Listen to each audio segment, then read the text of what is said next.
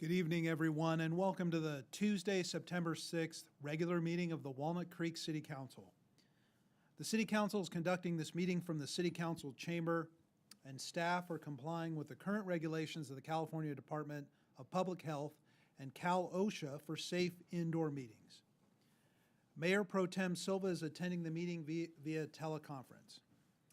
Pursuant to Government Code 54953B, the public shall have the opportunity to address the City Council at the teleconference location. All votes during this teleconference session will be conducted by roll call vote. The teleconference location is accessible to the public. Members of the public may provide live, remote, oral public comment via the city's Zoom video conferencing platform or may attend the meeting in person. As some attendees may be participating in their first Walnut Creek City Council or their first city, let's try that again, take two. As some attendees may be participating in their first Walnut Creek City Council meeting or their first teleconference meeting, I wanted to welcome everyone and talk briefly about the public comment process. For each agenda item, there will be an opportunity for public comment on that item. Thus, if you desire to speak to an item on the agenda this evening, please hold your comments until the council considers that item.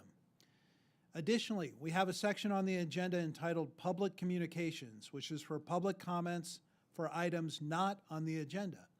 Any comments during public communication should not relate to an item that is on the agenda. Consistent with Section 9.5 of the City Council Handbook, 30 minutes will be initially allocated for public communications for items not on the agenda. Additional time for public communications for items not on the agenda will be provided at the end of the open session portion of the meeting if necessary. When I open the public comment period, and if you're joining us on Zoom, you can use the raise hand feature or press *9 if you're connected by audio only. We ask that everyone who wishes to speak on an item, please use the raise hand feature to state your intent to speak when the item is called. If you're attending in person, please complete a speaker identification card and line up behind the lectern at the appropriate time. Wait your turn, and once brought into the meeting, state your name and city of residence for the record. Please note that in-person public comments will be taken before any remote public comments. Also, please keep in mind that this is a city business meeting. The City Council has adopted rules of decorum to ensure that meetings are conducted efficiently and effectively and that all members of the public have a full, fair, and equal opportunity to be heard. All remarks should be addressed to the City Council. Please do not use profanity during your comments. Given the COVID-19 pandemic and the increased number of speakers who wanted to make comments on various issues during our meetings, and consistent with city policies related to public comments, each speaker will have 2 minutes to make your remarks. The Zoom feed for each speaker will cut off automatically at 2 minutes. The council will accept oral comments. Written comments submitted and received up to 2 hours before the meeting have been posted to the city's website for public review and are included in the meeting record but will not be separately read into the record. To provide a live remote public comment, join the Zoom video conference meeting. The meeting ID and password are shown at the bottom of the screen. The ID is 862-6390-8304, and the passcode is 752322. Should you choose to not provide comments but would nonetheless like to view the meeting, you may do so in one of the following ways. YouTube Live, visit the city's YouTube channel. Cable broadcast, Comcast Channel 28, Rossmore Channel 26, Wave Channel 1028, and AT&T Uverse Channel 99. You can also live stream us online on the city's website. At this time, please join me in the Pledge of Allegiance. I pledge allegiance to the flag of the United States of America and to the republic for which it stands, one nation, under God, indivisible, with liberty and justice for all.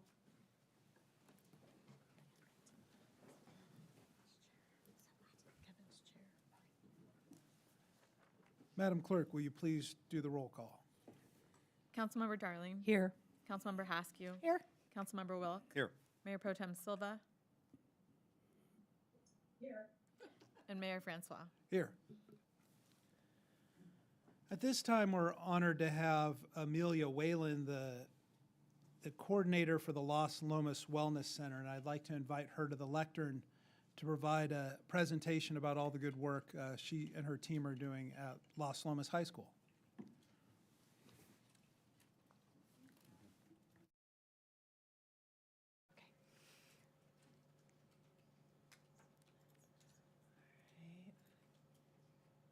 Well, thank you all for having me here this evening. My name is Amelia Whalen. I'm the Wellness Coordinator at Los Lomas High School. I'm here to talk to you guys a bit about the work that we do at Los Lomas to support students and just kind of give you an update in terms of where we're at with wellness, particularly since the pandemic.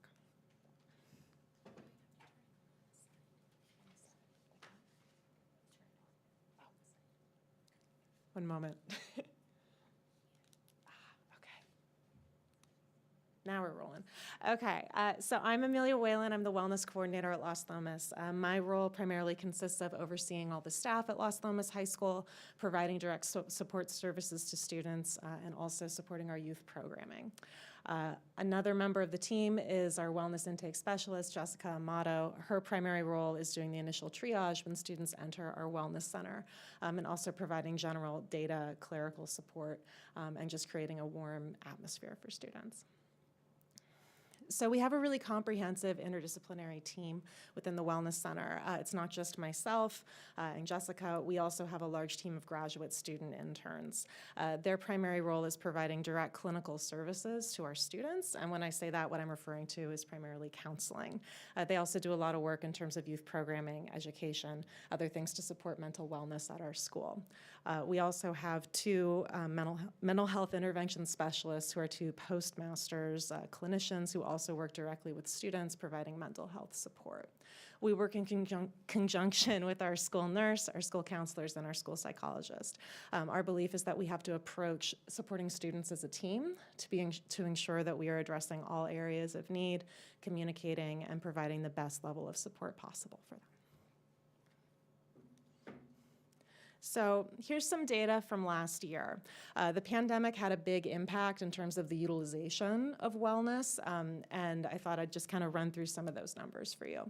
So last year we had about 3,600 visits from students. Those are students who are seeking mental health support services. That does not encompass students who came in for events, activities, clubs, any visits of that nature. A total of 332 unique students were referred for wellness services last year, which means a member of our school community, a teacher, a staff member, a student themselves, their family, or maybe even a peer expressed concern, contacted us, and asked that we follow up. So 332 were referred last year. The last time it was on-campus learning, approximately only 250 had been referred. A total of 585 unique students received some form of mental health support. I'll walk through in terms of what the different ways we provide mental health support services are to students. But that is a massive increase when looking at the previous year of on-campus learning, and when I say that, I'm talking 2019, 2020, because I believe that data is the most similar, because we're actually truly on campus then. Back then, we served approximately 180 students, received mental health support services. So as you can see, huge uptick in utilization and need. Something that's not reflected in these numbers is also the level of acuity that we were seeing with students. Much higher level need, many more safety concerns. We were very busy supporting them, but we were really grateful to our community for reaching out, letting us know that these kids needed help, and also that they were open to receiving our services. So when I talk about mental health support services that we provide to students, it looks in a number of different ways. One of the primary ways that we provide it at our school campus is drop-in support. So that can look a couple of different ways. It could be a student who's maybe just having a stressful day, needs to take a minute, just have like a break where they can utilize their coping skills. That's a service that we offer. Also, if a student needs to speak with somebody, we do not require an appointment. So we consider that a form of drop-in support, is they can come in, request to meet with a counselor, whether it's a crisis or not, and we will accommodate that. We also provide ongoing counseling services. Those are provided by one of our clinicians, whether it be myself, one of our graduate student interns, one of our postgraduate clinicians. That is provided in an individual context, so one-to-one counseling, but we also do some group work. Sometimes the groups are geared towards like grief and loss, or maybe coping skills, or different students we might look at affinity groups for. Case management services, this is a big piece of what we do as well. We work to link students and their families with needed community resources, whether this be nonprofit organizations, public agencies, or potentially with private mental health care providers. None of these things are mutually exclusive. There are children and families where we support them in all of these ways. There might be a plan that involves the student utilizing drop-in support under certain circumstances, receiving ongoing counseling from us, and we're also working with the family to connect them with needed resources. So what else do we do? So we do a lot of events and activities. The mental health component of what we do is really important, but it's not a mental health center in my mind. It's a community center where we provide mental health support. So an important way that we get kids through the door is we do a lot of events, activities, fun things to draw them in. We provide things like tea and snacks, which sounds silly, but it's actually pretty big in terms of getting them through the door, reducing the stigma of walking into the wellness center, and having a conversation with one of us. So we do a lot of that. We also do a lot of youth programming and clubs. We actually partner with a nonprofit organization called Bring Change to Mind, which they sponsor school-based mental health clubs that work to reduce the stigma of mental health on campus and encourage students to access services. We do a lot of student education. Last year, we had Stand Against Abuse come in and do a presentation for students about intimate partner violence. We're looking at, actually this week, we have a representative from the Wellness and School programs from the Contra Costa County Office of Education doing some suicide prevention work on Wednesday with students. We're always looking to expand this, incorporate community partners, and also use our internal capacity through interns and other professionals within the district. Another big piece of what we do is teacher support and education. This is something that I think sometimes can get lost. The teachers see the kids every day. We can have the greatest impact if all members of our school community are supporting mental health, looking out for students, and communicating with us. Something that we'll do is consultation with teachers. If they're concerned about a student, we will meet with them. We will talk to them about how they can support the kid in the classroom, and then we follow up on our end. We also do a lot of teacher education.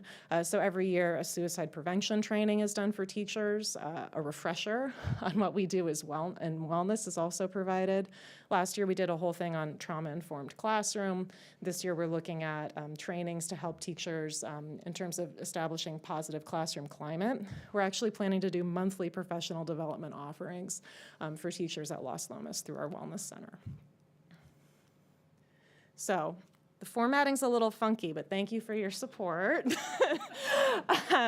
The city has supported mental health services at Los Lomas for decades, and it really is very important to us. I appreciate it so much as wellness coordinator, that you guys have provided it and continue to provide it. So thank you. I don't know if you guys have any questions for me.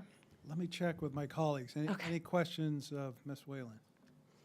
Councilmember Welk. No questions, but I really appreciate you being here. And I know that Mayor Francois and I were so impressed when we had a tour of it a few months ago prior to the end of the last school year. And thank you for what you do and helping the students. Appreciate that. Thank you. It's an honor. Councilmember Darling. Yeah, and I also want to say thank you. My kids are both Los Lomas grads, and they were pre-wellness center. When they heard there was one on campus, my daughter works a lot in mental health, and she said how great that was because the more support, the better the kids do. Have you been seeing upticks in kids when there's national events? Is that causing trauma for kids? Are they coming in like after the Uvalde shooting and things like that, or? Yes, I would say kids are very impacted by current events. I'd say particularly ones within certain populations. Mm-hmm.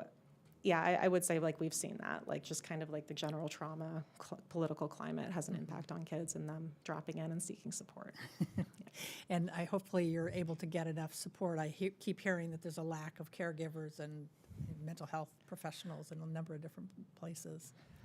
Yeah, I think that's been part of why we've seen such an uptick in utilization of our services is there's been a deficit in terms of like even private practitioners who can take new clients.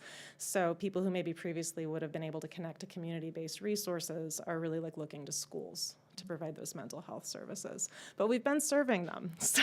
That's great. So It's so yeah. great to hear. Thank you so Yes. much for what you do. Of course, thank you. And I just wanted to, I want to check in with Council Member, Mayor Pro Tem Silva, who's joining us on video, to see if she has any questions or comments. No, but just to thank you. My daughter also is a graduate of Las Lomas, and I'm a former PTSA president at Las Lomas, and it was very important service. And there were a couple of times when the state budget crisis occurred where that was at risk, and I'm so glad we were always able to help and save it. Yeah, me too. I just want to echo from a very grateful city council, thank you for all the work that you're doing. I was impressed, as Councilmember Wilkes said, when we were on campus, a young woman who was in the leadership class kind of gave a testimonial about what the Wellness Center had done to her. And I think it helps other students destigmatize the need to go for health services, mental health services, when someone in a position like that in high school says, I've used this and this is how it's benefited me. So thank you very much for creating that environment there, and we look forward to continuing to partner with you in the future. All right, thank you so much.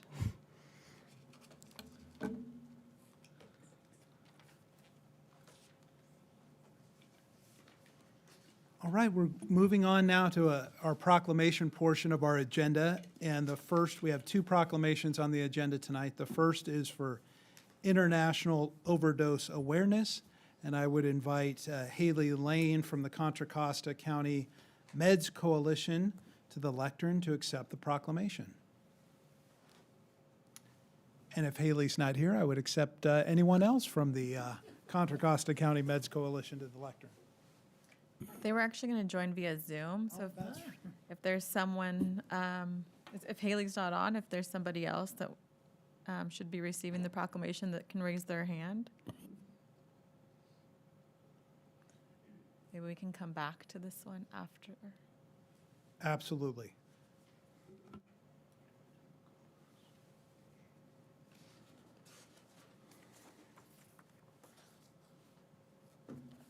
So our second proclamation is for National Library Card Sign-Up. And hopefully I won't strike out on this one. I would invite Alexandra Bernbach, library manager at the Ignacio Valley Library, to the lectern to accept the proclamation.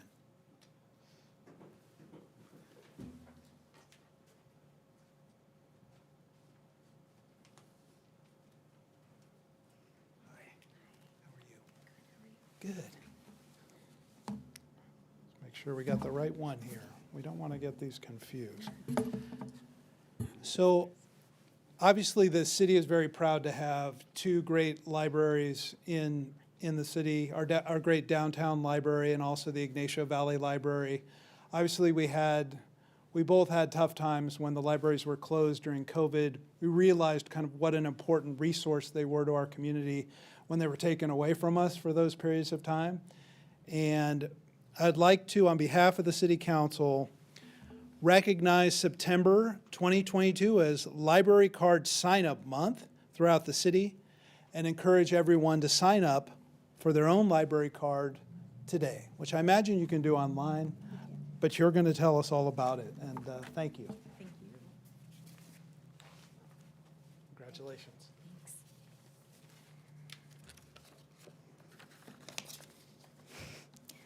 Okay, thank you, Mayor Francois, and thank you to the city council members and city manager for having me here. I just wanted to thank you once again for the wonderful proclamation that is before us and for championing the value of public libraries. As September is National Library Card Sign-Up Month, I wanted to share a few of the fun ways that our community is using their library cards. So residents are visiting museums, including the D. Young, the Asian Art Museum, the California Shakespeare Theater, California Academy of Sciences, and the Lindsay Wildlife Museum, among dozens of others, with free passes from our Discover and Go program. They're planning their vacations, checking out 2022 travel guides from Fodor's, Frommer's, and Lonely Planet, exploring the regional cuisine with our cookbooks, armchair traveling with books set in their locales, and learning to speak the local language with the library's subscription to Rosetta Stone. They're reading ebooks and listening to downloadable audiobooks on the go, whether it's Michael Connelly's latest as they commute to work or lighthearted romance for fall. They're also learning new skills and earning certificates in leadership, project management, 3D animation, coding, and more with high-quality lessons from Coursera, LinkedIn Learning, and Get Set Up. Additionally, Get Set Up even offers social hours and activities for those looking to connect with others as they learn. Parents and guardians are helping their kids learn spelling, reading, writing, math, and music with ABC Mouse, a fun, interactive learning platform for kiddos ages 2 through 8. Patrons are winding down at home with award-winning movies, indie films, and documentaries from Canopy Streaming Films and Canopy Kids. Folks are connecting with live virtual tutors, assistants, and coaches. Students of all ages can check with a tutor while job seekers can get support from career coaches.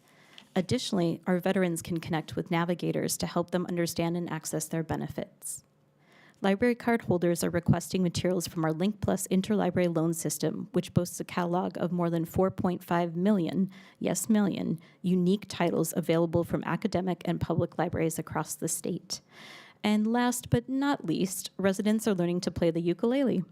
Yep, we've got circulating ukuleles complete with a case, tuner, chord diagram, and sheet music. So there you have it, a tiny selection of the myriad ways our community is using their library card. Everything is free and available to all, and we're hoping this is the biggest September yet for new library card signups. And of course, no one needs a library card to come into our buildings, where all are welcome.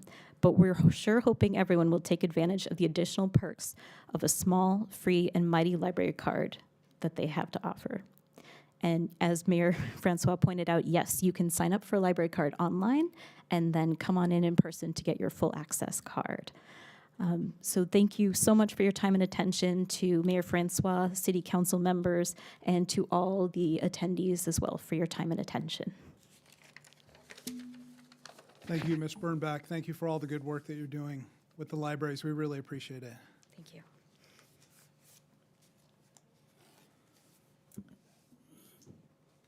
So Haley Lane has not joined. Oh, we do have a hand raised, so I believe she is on.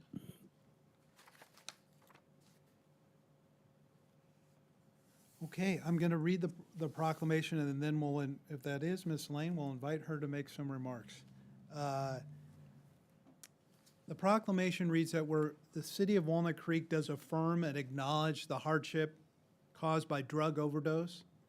We recognize that the purpose of International Overdose Awareness Day is to remember loved ones lost to overdose and to end the stigma surrounding substance abuse disorders and drug-related deaths.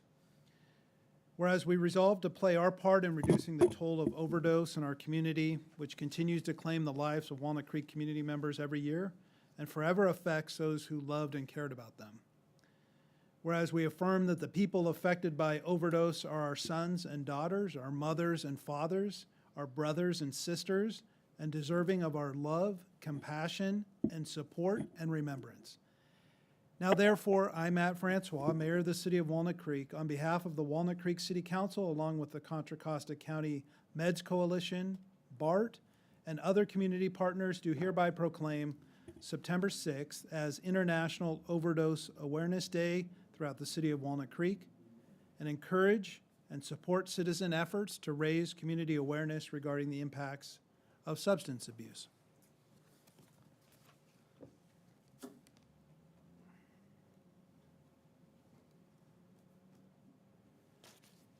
And welcome, Ms. Lane, if you're joining us by Zoom. Sorry we can't be here in person with you, but we'd welcome you to the meeting and any remarks you have to make. Hello, can you all hear me? Yes, we can. Hi, this is Mariella Sanding. Haley Lane was unable to join us this evening. Thank you for having me. I am the coordinator of the Contra Costa County Meds Coalition. And on behalf of On behalf of the coalition, we thank the Walnut Creek City Council for recognizing August 31st as International Overdose Awareness Day. I know we're now in the month of September, but this date is still important to note.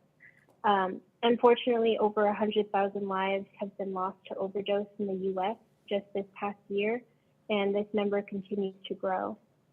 Young individuals are being impacted by counterfeit pills that they're receiving through social media and other online sources, and we're losing this young generation to this epidemic. And when we lose an individual to overdose, it not only affects their friends and family, but it affects the community as a whole. A huge contributor to this issue is fentanyl, the lethal drug that's being found across counterfeit pills in Contra Costa County. Overdose is a national health crisis, therefore we need to start treating it as one. This day of remembrance is meant to recognize those we have lost to overdose, support those they left behind, and to break down stigma associated with substance use disorders. Thank you again to the Walnut Creek City Council for recognizing August 31st as International Overdose Awareness Day. Thank you very much, and we have a proclamation here that will get put in the mail and get to you. Thank you for phoning in today. Next on the agenda is the consent calendar. Please note that the agenda has been amended to add consent calendar item 2O pursuant to Government Code Section 54954.2B2. That statute allows the consideration of an added item if there is an immediate need to take action and the need for action came to the city's attention after the agenda was posted. The city council must make a determination by a 2/3 vote to consider this item. Do I have a 2/3 vote to move forward with adding agenda item 2O to the consent calendar? I believe it'd be a motion and a roll call vote. I would move to accept this measure into the consent calendar. And I second it. A roll call vote, please. Ms. Martinez. Councilmember Darling. Aye. Councilmember Haskew. Aye. Councilmember Wilk. Aye. Mayor Pro Tem Silva.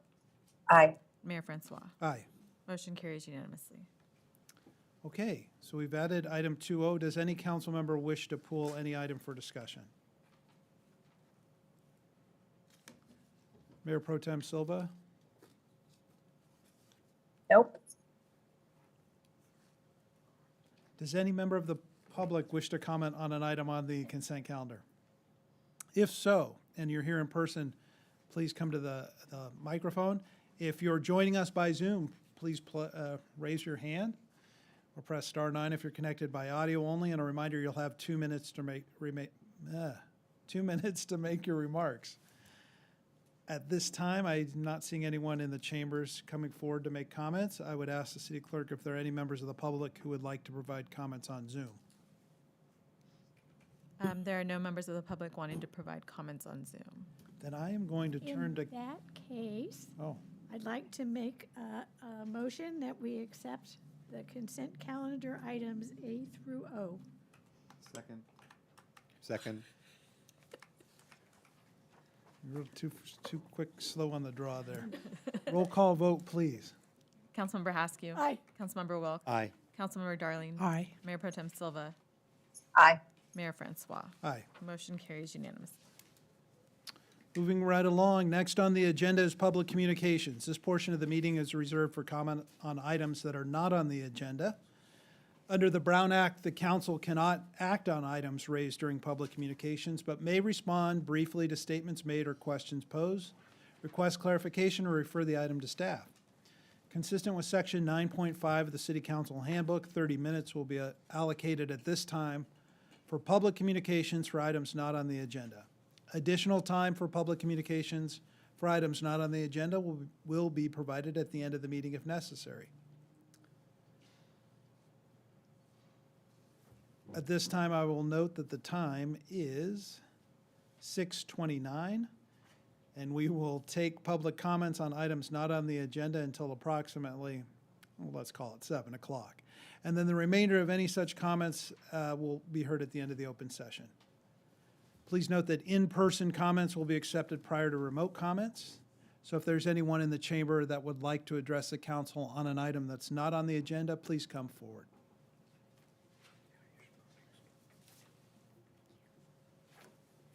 Good afternoon. Thank you for this opportunity. I'm Julie Welsh. I've been a resident on Dapple Gray Lane in Walnut Creek for over 30 years. When we moved in, it was a peaceful, tranquil neighborhood. We had 2 tennis courts across the street. They were suddenly converted to 8 pickleball courts in the very recent future, increasing the number of players from 2 to 32 every day. It has caused an extreme nuisance to our community. All of our neighbors are very upset with the noise, the constant disruption to our jobs. Many of us work from home. You'll be hearing from some of my neighbors and many on Zoom. It is so loud, even through double pane windows, that when I'm conducting Zoom mediations, my clients have said to me, "Oh my gosh, is she okay?" because they heard a pickleball player shrieking. It's extremely disruptive, it's stressful, and it goes on from sunup to sundown.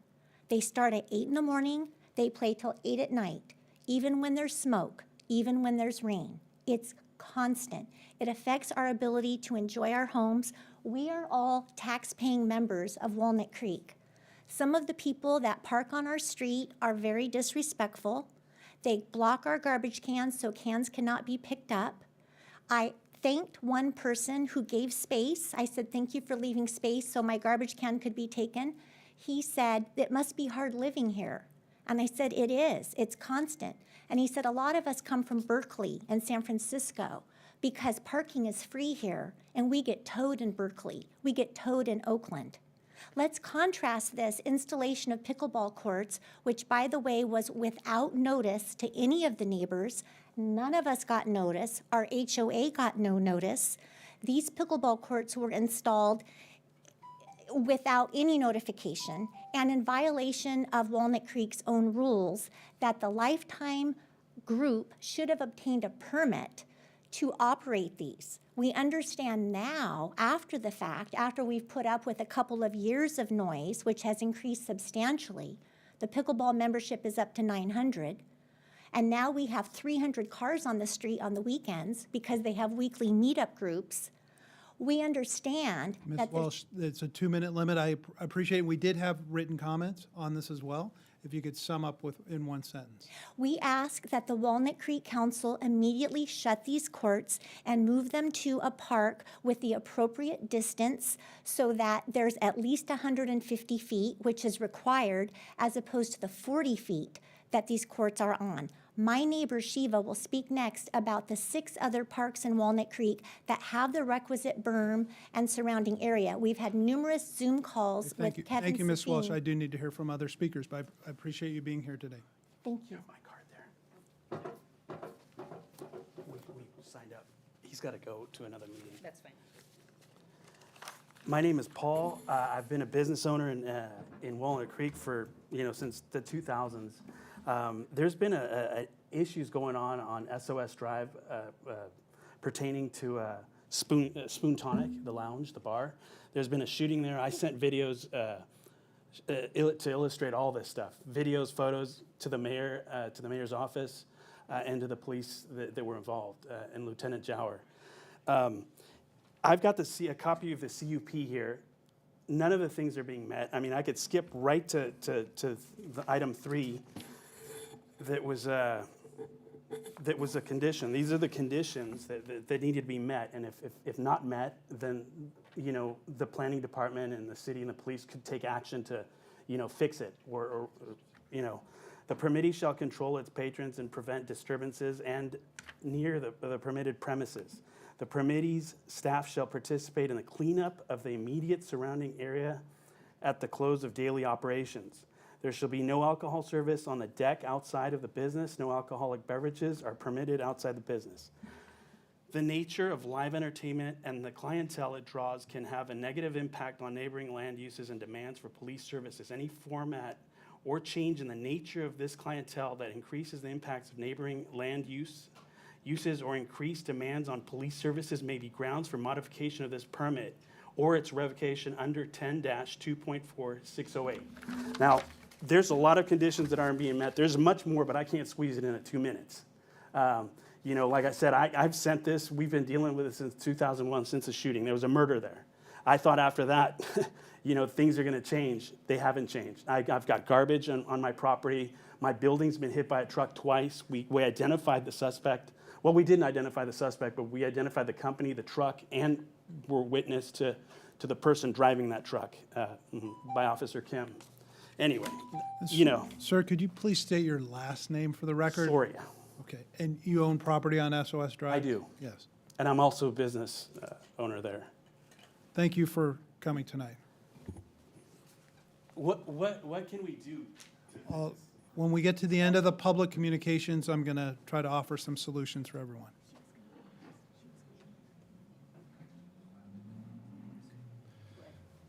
Good afternoon, Mayor.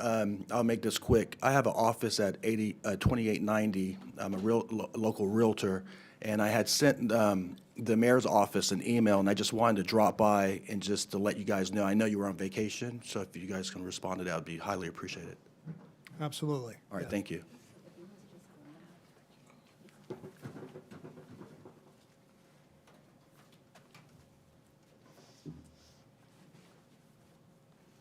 Hi, my name is Aarti Shivakumar. I'm also a resident of Dapple Gray Lane, neighbors with Julie, actually, and thank you for hearing us out, first of all. I'll be very quick. I'm going to speak to you from the perspective of a mom who lives across from pickleball court. Mr. Kevin Safin and Karen, I believe, have heard us multiple times on multiple Zoom calls since April, and we have not seen too much action. I'm going to speak to some of the highlights here. Safety issue. There's a huge safety issue at any point in time. I have 40 to 50 people hanging out outside my door in their cars, loud music, hanging out on the 7 picnic benches that I don't know if they're legal or if they belong there. We've seen people drinking there. I have a 14-year-old daughter. I'm sure you can appreciate that. You have children. I do not feel safe even running out to do an errand. I have a son who just learned to drive a couple of years ago. He's had multiple near misses when he was trying to back out of our driveway because of the parking situation, cars and vehicles blocking off our visibility. We've had, when we've gone out and requested people to move their vehicles, we've had multiple hostile situations where people have asked us to move out if we don't like the pickleball courts.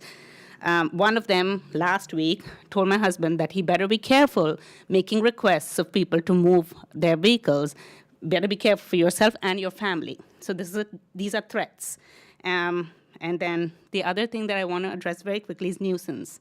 People are changing their clothes out on the streets.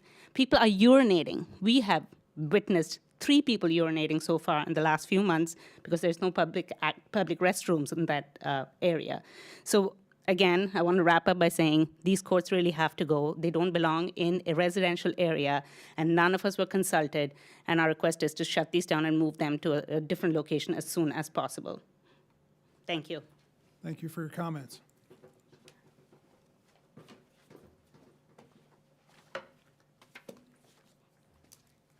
Hi, my name is Shiva. I'm Aarti's husband. Good to be here. I just wanted to say that ever since this pickleball saga happened, I've been doing a lot of research, probably more than my day job, and probably learned too much about pickleball even though I don't play it. I surveyed all the different parks in Walnut Creek, and there are 7 potential parks like Heather Farms, Abelardo, Northgate. And out of those, the Dapple Gray Lane courts are the worst possible locations if you consider the distance to homes, availability of restrooms, and dedicated parking. We're just 45 feet away from the pickleball courts. And the sound is so nasty, it's like 80 decibels to 100 decibels. And you can even hear it 200 feet away in our backyard. We can't sit in our backyard. And 80 decibels is about a gas leaf blower running from 8 a.m. to 8:30 or 9 p.m. Imagine that going all day long. That's brutal. We can't even work. The other thing I want to say is back in 2018, when there was a unanimous decision to put these courts by the Pro Commission, not a single person spoke about the neighborhood or raised a question about what is the impact of these courts on the neighborhood. Everybody was, the pickleball players were concerned about, oh, I need more courts, I need more courts. The tennis players were concerned about, I'm going to lose a court. Nobody raised a question about, what about the neighborhood? What is the impact? The pickleball club is probably going to tell you, oh, it's a great sport. It's growing in popularity. We have record growth in our membership. Nobody asks, what is your record growth and why is it exponential? Because they have 900 members, 90 new members in the last quarter. That's because people from San Jose, Los Gatos, Berkeley, Oakland, everybody's coming in. They pay $20 annual fee and get membership. I don't know if the WCPC pays Walnut Creek, but everybody is using our resources.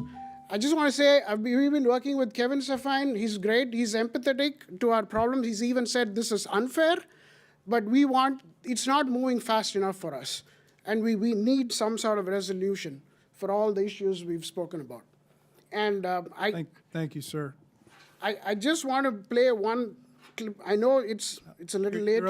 You're over time. I appreciate it. You can email it to us, and we'll get it that way, and I appreciate you coming tonight. Thank you so much. You bet.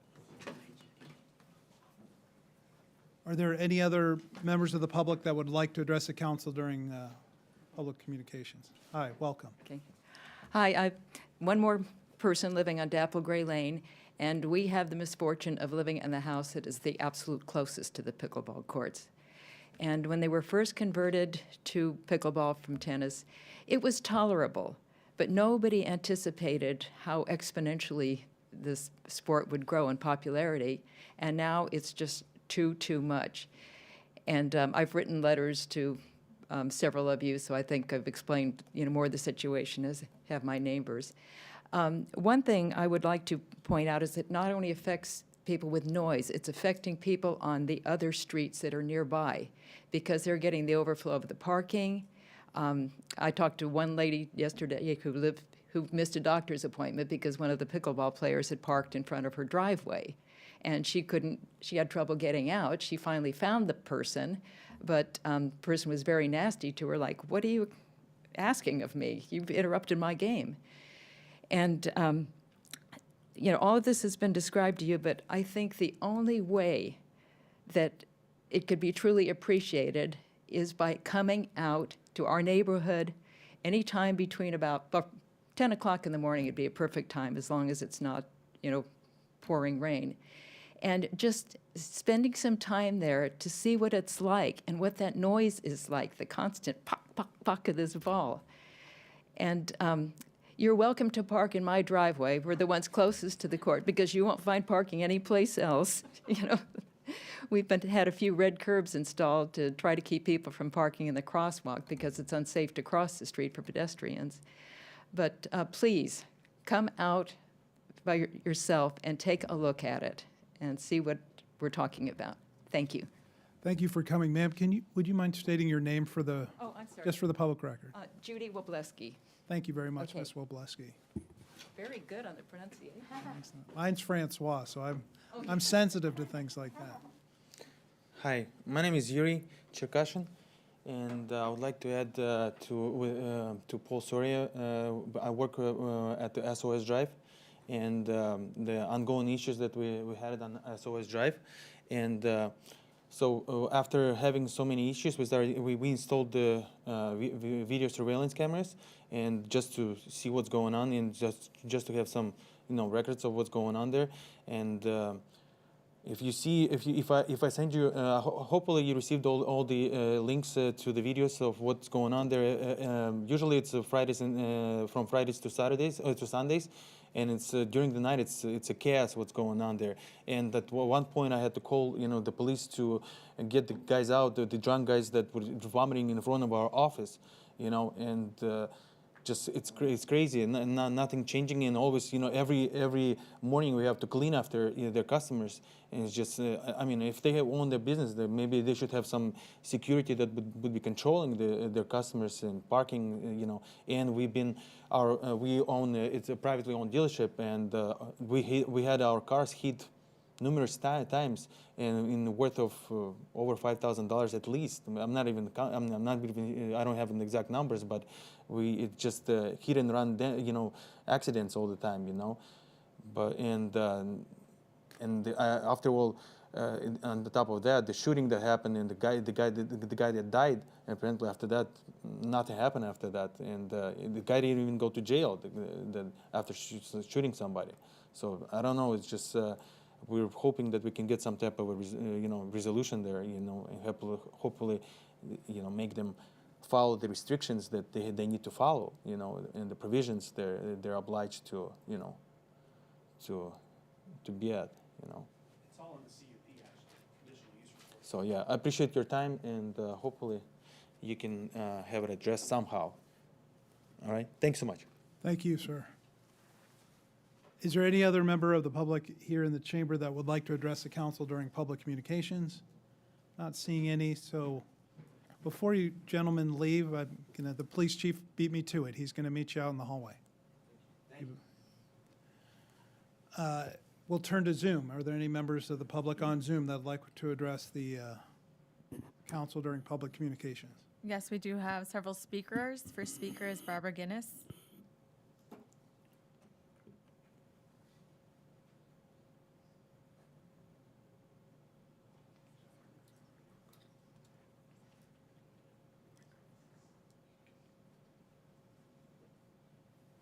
Hello, my name is Barbara Guinness, and I've been a resident of Walnut Creek since 1996.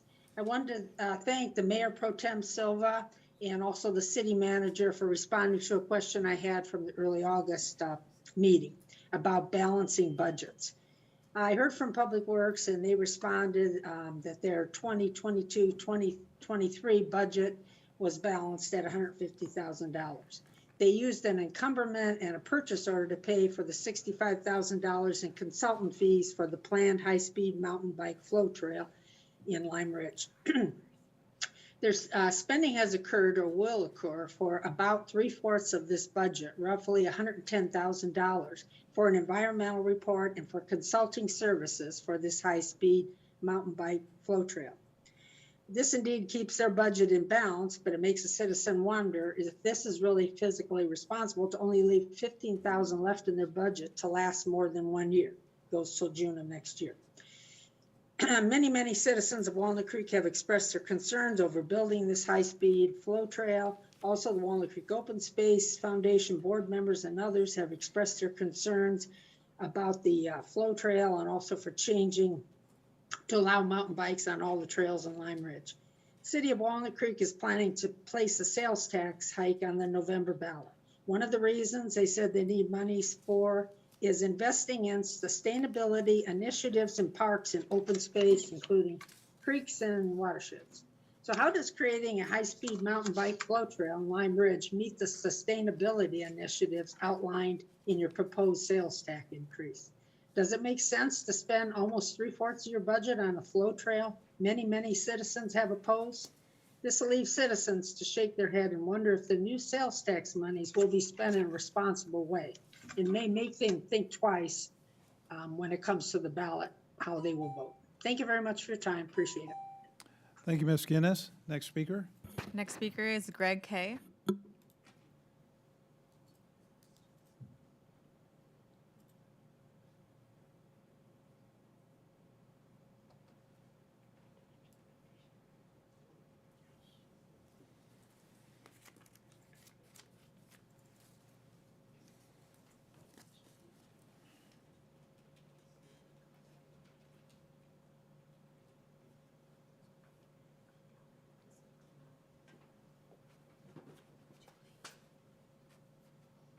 Can you hear me? We can. Good evening. Welcome. Okay, yes, hi. Good evening, Mayor Francois and members of the City Council.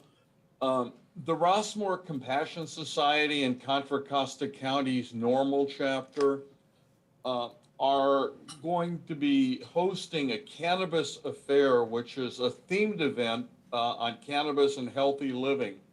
The festivities will take place on October 1st, 2020 from 11 a.m. to 5 p.m. at the Rossmore Dollar Clubhouse. We'd like to invite you to participate in our Walnut Creek political panel from 12 to 1:30. All members of the City Council and candidates for the 2 seats up for election are being invited. Other panelists will include office holders, cannabis industry and community experts who can share best practices to help Walnut Creek envision cannabis as a marvelous opportunity to be embraced rather than a threat to be avoided.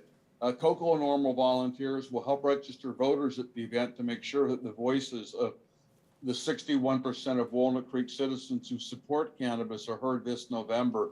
We ask you to RSVP by noon, September 14th, and we've sent an email to you this evening. Thank you very much for your time, and we look forward to your participation. Thank you for calling in tonight. Next speaker. Next speaker is Karen.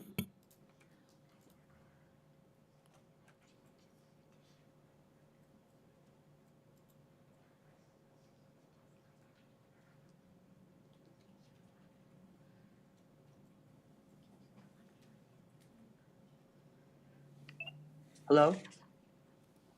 Hello, welcome. Thank you for having me. I'm also a resident of Dapple Gray Lane. And I think it's just gotten too far down the line and we're getting pretty upset and at the end of our ropes because there's just no peace in our neighborhood anymore. Our neighborhood has been ruined by, we don't know who this lifetime activities that gets paid by the city of Walnut Creek to come in and take over the Walnut Creek tennis courts with no input from the residents at all. I don't understand that. They didn't have to do a permit. Is that the way the city runs things, that it's a no bid contract? They just come in and do whatever they want? Anyway, we're looking forward to having you guys move these as soon as you can so we don't have to take further actions, because we've been working on this for a couple of years and it seems like we just keep getting kicked down the road. And I know Kevin has had a lot of personal problems and done traveling and hasn't had time to do anything about it, but we're getting toward the end of our rope. So we hope you guys consider this seriously and do something about it as soon as you can. Thank you very much. And Karen, thank you for calling in. Would you mind stating your last name for the record? Stiles. Okay. Thank you very much for your comments. You're welcome.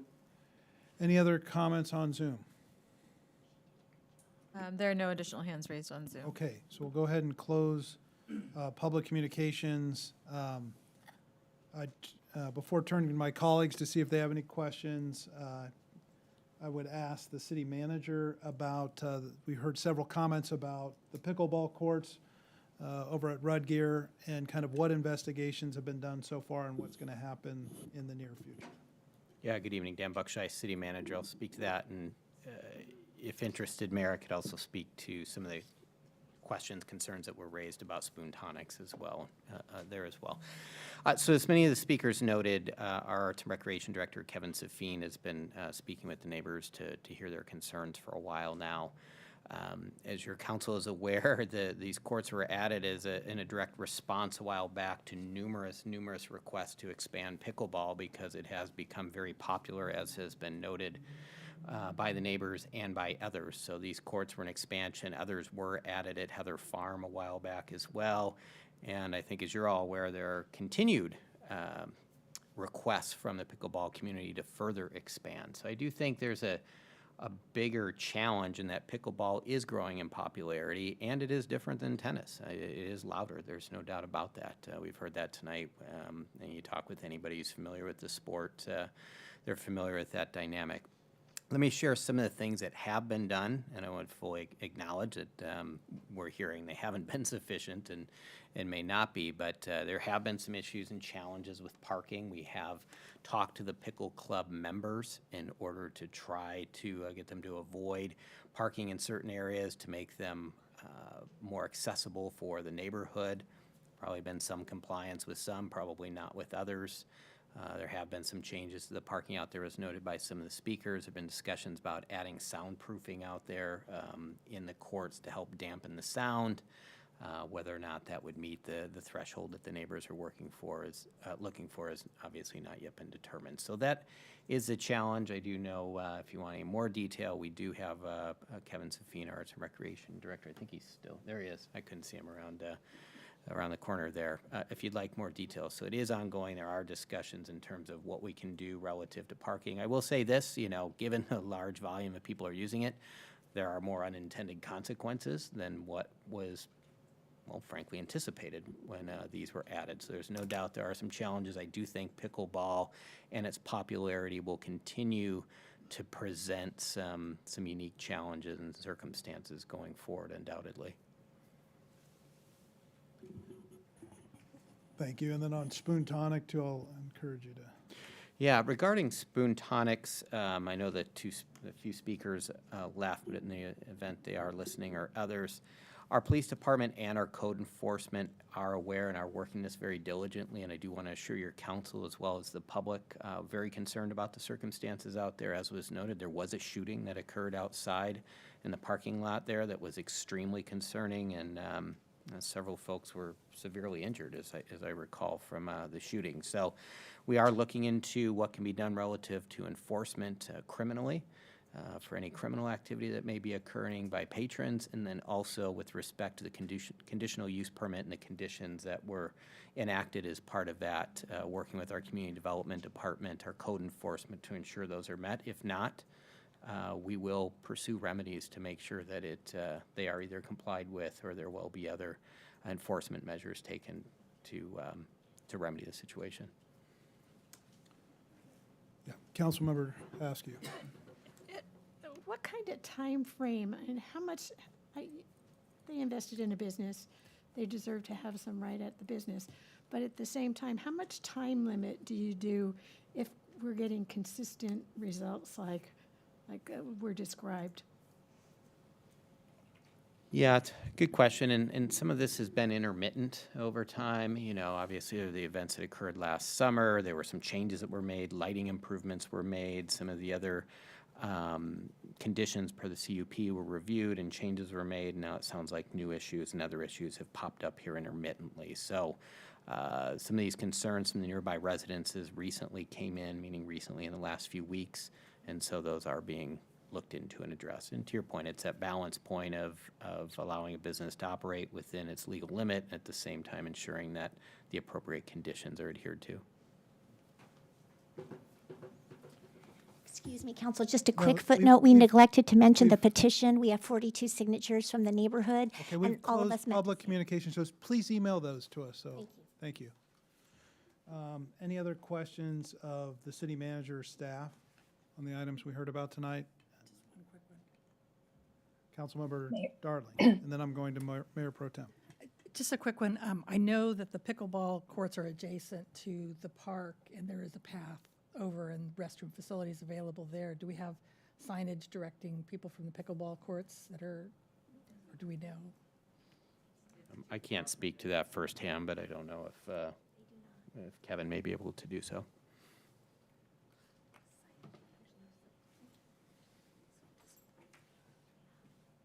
Thank you. For the record, Kevin Savine, Director of Arts and Recreation. We don't have signage per se directing people up the path, but I'm fairly certain that people know their restrooms there. If they're choosing not to use them, I think they're deliberately choosing not to use them rather than walking up the hill to the restrooms, which are not that far away. But that's certainly something we could do, but I'm not sure the people who willfully choose not to are going to follow that sign. Thank you. Mayor Pro Tem Silva. Thank you very much, Mayor, and I apologize of having to be in Long Beach for our annual conference early, so that I'm basically having to do this virtually. The pickleball courts, and Mr. Safin, if you're still sitting to the mic at the microphone, have been there, I'm thinking almost 10 years, but they expanded, I believe, in 2018. Can you verify that information for me? Right, and I am here. Hello.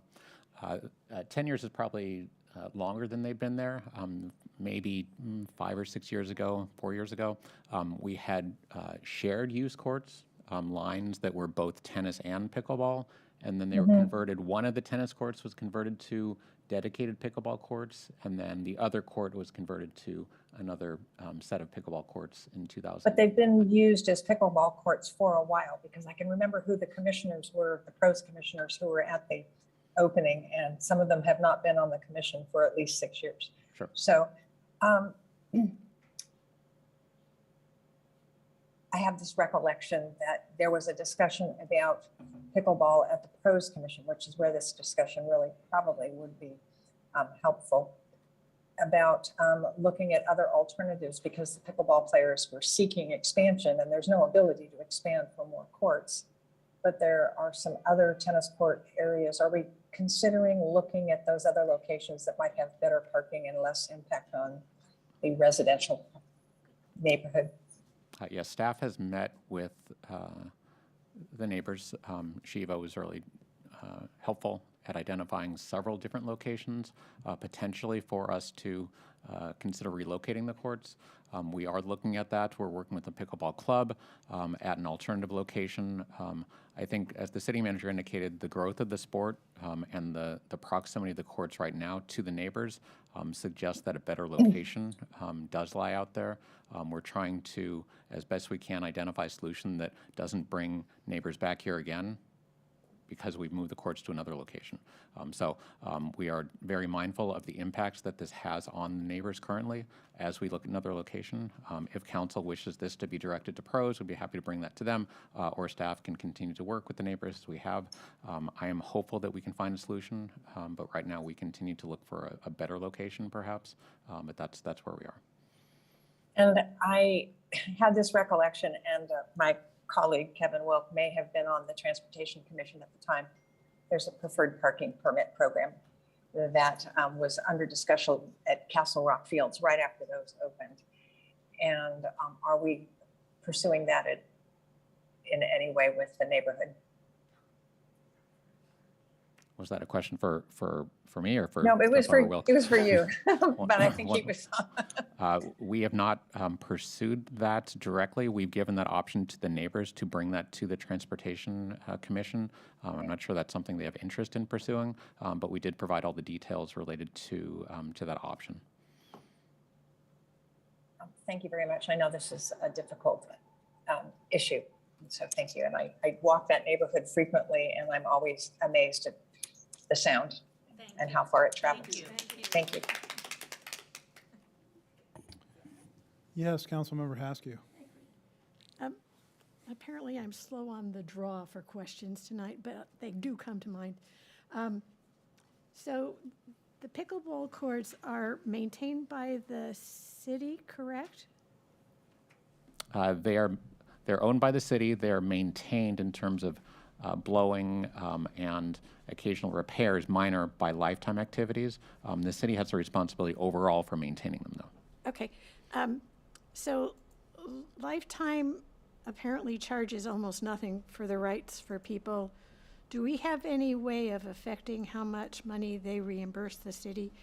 I mean, if people are that anxious to play pickleball, is this a market where we can increase the prices so maybe they're a little bit more respectful about the area they're playing in? Our concession agreement with Lifetime Activities requires the Lifetime to pay the city a fixed amount per year, regardless of whether they are charging pickleball $0 or $10 a person. We have fees and charges that allow Lifetime to charge the members and the participants to play at Rudgear, for example, as they do at Heather Farm. But that is not money that's going directly to the city. The fixed amount that they're paying is based on the contract annually. And when does the contract run out? With Lifetime Activities? Yes. Oh, geez. I think we had an 8-year agreement. It's probably 5 years from now, something like that. And just for clarity's sake, Lifetime was not involved in the construction of the courts. That was a separate agreement between the pickleball club and the city.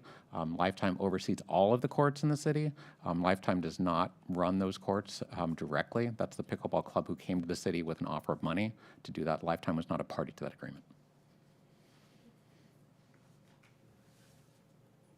So I appreciate the questions and the dialogue. Obviously, this is not on the agenda today. We went even a little further than I think we normally would for an item that's not on the agenda. What I will commit to do, and I think all of my colleagues will, Mayor Pro Tem already walks by the courts and hears the noise, that I will likewise make a visit out there at 10 a.m. on maybe a weekend and try to experience that. And then I would ask staff to continue to work diligently on these items, and that if a matter needs to be agendized, perhaps it's appropriate before the Pros Commission that they consider any mitigation or issues that could be taken to address the issue. Thank you so much. Thank you. So thank you very much for coming tonight. All All right, next we're moving on to council member and staff announcements, reports on activities or requests. Closed session announcements. Mr. Hickey, do we have any? Thanks, Mayor Francois. There are no reportable actions from tonight's closed session, but I do have one announcement regarding the Cooley versus Walnut Creek matter. The city's risk pooling authority, the MPA, has approved a settlement in that matter. Pursuant to the terms of the settlement, which has now been finalized, the MPA has agreed to pay plaintiff $200,000 in exchange for a full release of all claims. Thank you for that update. And we'll move on to city manager reports. Yeah, good evening. Two updates this evening. One is, well, they're both related to emergency preparedness and response, one preparedness, one response. The first is last week we did do an exercise of our Emergency Operations Center related to an earthquake drill. So we did go through a simulation of activating our Emergency Operations Center, which includes, I would say, ballpark about 30 to 40 people, simulated a response, what we would do, what types of actions would be warranted, reviewed our standard operating procedures, looking for updates. So I just want your council and the public to be aware we do regularly practice emergency preparedness and response, and that activity occurred last week. And then the other update I wanted to provide, it obviously is a little toasty outside the last few days, to put it mildly, and a few things the city has been doing. There are multiple cooling centers that are open in the city, either city facilities or some county facilities. Anybody who's interested in finding out more about those, you can visit our website at walnut-creek.org, or they can also call 925-295-4490 to find out information. There are various locations with various hours because we're trying to balance the cooling option, getting out of the heat, with running the operations of the various facilities. So the times do vary by various location. Additionally, at the request of the fire department, we did close our open space last Thursday morning. It is still closed for two primary reasons: one, to reduce risk of fire, and two, to free up fire personnel resources from helping search and rescue for folks who are overheated in the open space, so that they can focus on fire response in various parts of the county. And as we know, there was a fire north of us near Martinez that required a significant response from fire. And then I do just want to acknowledge our own staff and what we're doing internally as well. The heat has taken its toll on our HVAC systems, as well as our networking equipment, our information technology equipment. And we did have several staff from our maintenance department, IT department, our communications department here yesterday on a holiday, bringing in portable air conditioning units and fans to help keep things cool. It was, to be candid, a little touch and go for a while. We weren't sure if some of the systems were going to overheat and whether or not we were even going to have this council meeting this evening. So thank you to staff who went above and beyond on a holiday to help keep us running. Thank you, Mr. Buckshire. Council member reports on activities. Who would like to kick it off? Councilmember Haskew. Okay, I had to go refer back to my calendar because actually November is our slow month. But before we went on our break, I attended the Diablo Regional Arts Association meeting, and the thing that has the most time-pressing information, we learned about all the new programs, et cetera, and so forth. But their annual fundraiser on Broadway is getting ready to be done. I think it's October 2nd, 1st? First, okay, October 1st. It's a party well worth attending just because it's a party well worth attending. We celebrated for the first time in 2.5 years our employee welcoming time. And what a lovely group of people they were. We are lucky to have staff. I'm guessing that we, like everybody else, are still looking for more good people to work with us. But it was fun to watch the family grow and replace itself. I attended, along with the city manager, the last class of implicit bias sensitivity that we had for the employees of Walnut Creek. And I'm one of those people who thought, because I grew up in New York where there was lots and lots of every kind of person that anyone could imagine, that I didn't have a lot of implicit biases. I do. And so I'm working on making sure that they don't impact anything badly. I can have a positive implicit bias. I'm working on that side to get it better. And I also attended the accessible transportation meeting for Contra Costa Transportation Authority, where we're trying to figure out how to make it possible for the elderly and the disabled to be able to get from point A to point B, even if it means crossing 3 bus lines and things like that, as easily as possible. And we're trying to decide the form of the operation that should run it. We have it down to 2 items, 2 choices, one of which will be sort of the business side of it will be run by Contra Costa Transportation Authority, and the day-to-day operations would be some form of a nonprofit. And then the other one is just one or either of those 2 would be in charge. We think the hybrid method will be the best. And then I took vacation. Nice. Where'd you go? Well, good of you to ask. We went to Portugal, and we spent a couple of days in Lisbon, and then we took a river cruise up the Douro River.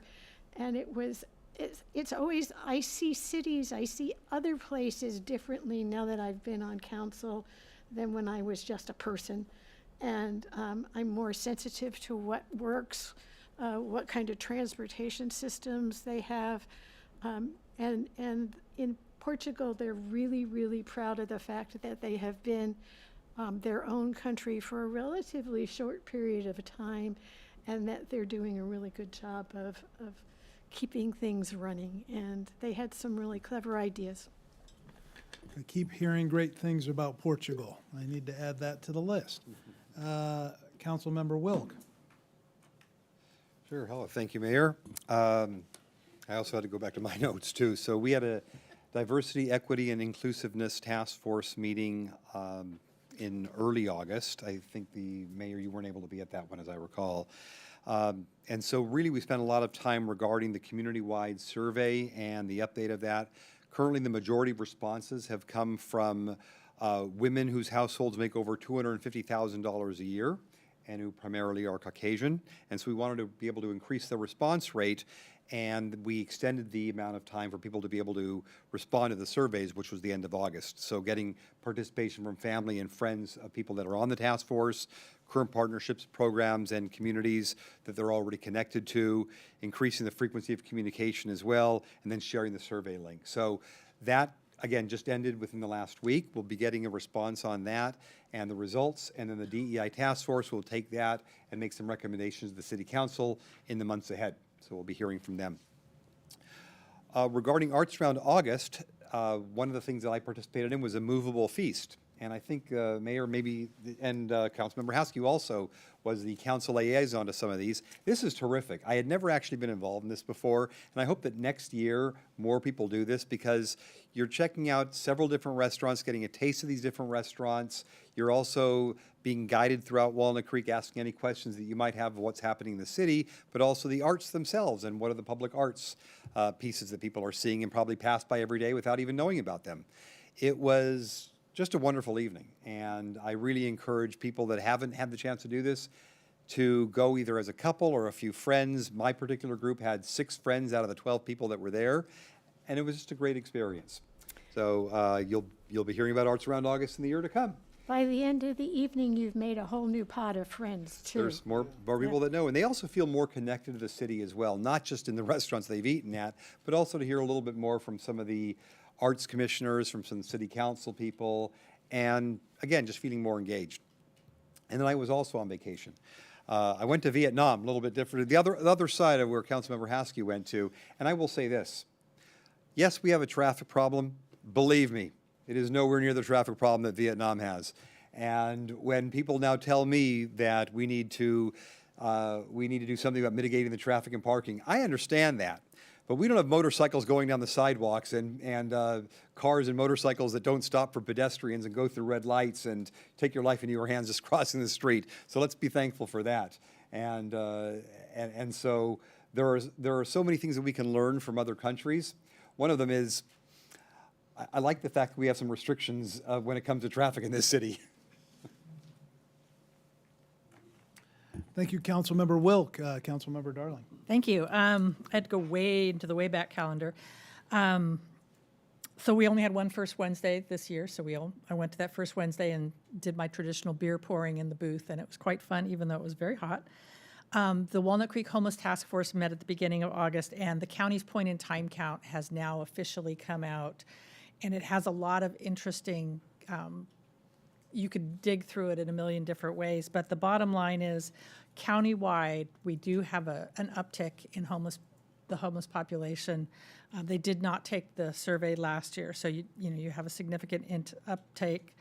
Walnut Creek itself has actually gone down 99 down to 74 in the point-in-time count. You could have a whole statistical discussion about whether or not that's significant, but I think it means that the commitment that we're putting into homelessness is hopefully bearing some fruit.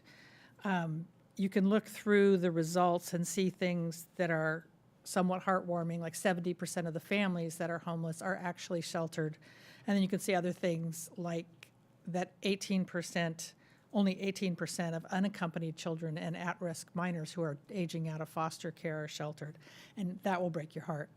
I think the bottom line here is a lot of information here. I know our task force and the others working on the homeless problem are looking at this to try to find ways that they can deal with that. Moving on from there, the Chamber of Commerce meeting this month, we had a really healthy discussion of Measure O, and I was glad to see the Chamber ended up endorsing Measure O after much consideration. I went to the Contra Costa Taxpayers Association, and they were looking at all the different measures on the ballot this year. They also discussed Measure O, which is the city sales tax measure, and they discussed the pros and cons. They were very happy to hear about the type of fiscal responsibility measures that the city has in place, both with the measure and then overall in how we manage our finances. And I was glad that the Contra Costa taxpayers decided to not take a position on it, which was their way of saying, good job, you're being responsible. Because everybody else was out of town on vacation, I went to the Golden Rain Foundation and briefed them on our sustainability action plan, our results, our efforts to update the homeless element of the general plan. And of course, they always want to talk about emergency preparedness and whether or not we're ever going to come up with recycled water for their golf course. So we had a good discussion there. And then the last thing I got to do was the Sustainable Leaders in Action, which is Sustainable Contra Costa's youth leadership group, does climate career chats. They do it in conjunction with the library, so it's very appropriate for this to be the month that we did this. But they had myself and a planner from the city of Dublin talk about how each one of us had gone through our careers. I was a biologist and did all these things and ended up in city government, and he was a planner and ended up in city government, and what the cities are doing and what our roles are relative to sustainability. And it's so much fun to talk to the youth and to see the excitement and the energy they have about making the world a better place. It was just really wonderful, especially since my vacation, I took 2 of them. I went to Alaska twice because that's how we roll. And every time I go to Alaska, it's the canary in the coal mine for climate change, and you see glaciers receding and other changes that are, I'm glad that there are optimistic youth out there that want to tackle it because it's a big challenge. Thank you, Councilmember Darling. Mayor Pro Tem Silva. Thank you. Thank you very much. As you all know, I am in Long Beach getting ready for the start tomorrow of the annual conference for the League of California Cities, and I look forward to seeing all of my colleagues tomorrow and Thursday and Friday for this important conference. Over the course of the last 3 weeks, the Recycle Smart Board, which is the trash and recycling Joint Powers Authority, had a meeting, and we discussed the continuing search for a new executive director, as well as contract negotiations and extension negotiations with Republic Services. And the only other thing I would mention is that Community Service Day is only about 5 weeks away. It is slated for Saturday, September 8th. It will be our 12th annual Community Service Day. We have over 1,000 opportunities for volunteers, from schools to gardens to parks, and a community-wide food drive. And the first major email announcing it will go out on Thursday, so be sure to sign up, but you can also find it on the city's website at walnut-creek.org/service. And thank you very much. All right, thank you. Well, I've been busy as well. I think since we last met, I've attended 2 mayor's conferences, so that's a sign that we haven't met in a while. The first mayor's conference was a presentation by representatives from Hope Solutions and Contra Costa Interfaith Housing, which have had success with micro home or small home projects throughout the county. And they highlighted some of those projects, talked about the micro home project that is under consideration at Grace Presbyterian. They did mention that the state is really highly encouraging of these types of projects as one potential solution to the unhoused population, and is passing laws in those regards to encourage more housing like this. So it's a very interesting conversation and discussion, presentation. The Mayor Pro Tem and I serve on the legislation committee with the city's lobbyist, and had an update on AB 988, which is the mental health crisis hotline. The city had supported that measure and written a letter in support of that measure back when Councilmember Wilk and I were on the legislation committee. It's passed out of the legislature and is sitting on the governor's desk. So we have high hopes that he will sign that, and that'll go into effect and transform many people's lives. We also took an opposed position on certain measures that would allow taller heights for accessory dwelling units, and we thought were appropriate for an accessory dwelling unit. I serve as a council representative to the Chamber's Economic Development Committee. So along with Mr. Linscheid and a group of other really talented folks, we meet on about a monthly basis to talk about issues of how the city and the Chamber can collaborate on making Walnut Creek a more attractive place to do business, an easier place to do business, a place where you can open up a shop in faster amount of time, hopefully, than you can right now. We talked about some case studies and some upcoming studies that the city is doing that'll help us inform and hopefully shape our economic plan and, importantly, our zoning and general plan to actually put those teeth into our tools. I attended a public art tour that was the Bedford Gallery docents volunteer their time to lead these. There are 4 or 5 public art tours through downtown Walnut Creek. It was a great time, great experience, about 90 minutes, I believe, in total. We only walked from the Lesher to Civic Park, but we saw a lot of really interesting artwork along the way. And then I attended the 50th anniversary of the Gardens at Heather Farm, which is started as a nonprofit 50 years ago, and they've transformed a portion of our city into this really beautiful oasis and place where a lot of people get married. They have a beautiful rose garden, children's garden, and it was a really lovely evening and nice to celebrate their accomplishment. Mayor Pro Tem talked about our Recycle Smart board meeting, so I'll skip over that. As mayor this year, along with staff, I've led a variety of business visitations and gone around this city out to Shadelands, to downtown, mom and pop to Fortune 500 companies. And really proud to have done that and I've learned a lot by doing that, and in a way that, have great staff that schedules it and get to meet really neat people like Inez Wanda, who's the CEO of Bass Medical Group, and her talented team of physicians at the Bass Cancer Center out in Shadelands, which has technology, state-of-the-art technology. Only 2 or 3, I think, exist outside of universities in the country in terms of the imaging they can do for certain cancers, and also the radiation treatment they can provide without tattoos. And so that's right here in Walnut Creek. I'm really proud of that, and I want to encourage you to find out more about it and want to see them continue to succeed and thrive. I also attended a movable feast from Walnut Creek downtown. It was the last one, I believe. So you went to the first, August. I went to the last movable feast. You were the first? Yes. And so it's nice that Walnut Creek downtown, I think it's a fun event. I believe this was the second annual one. Yes.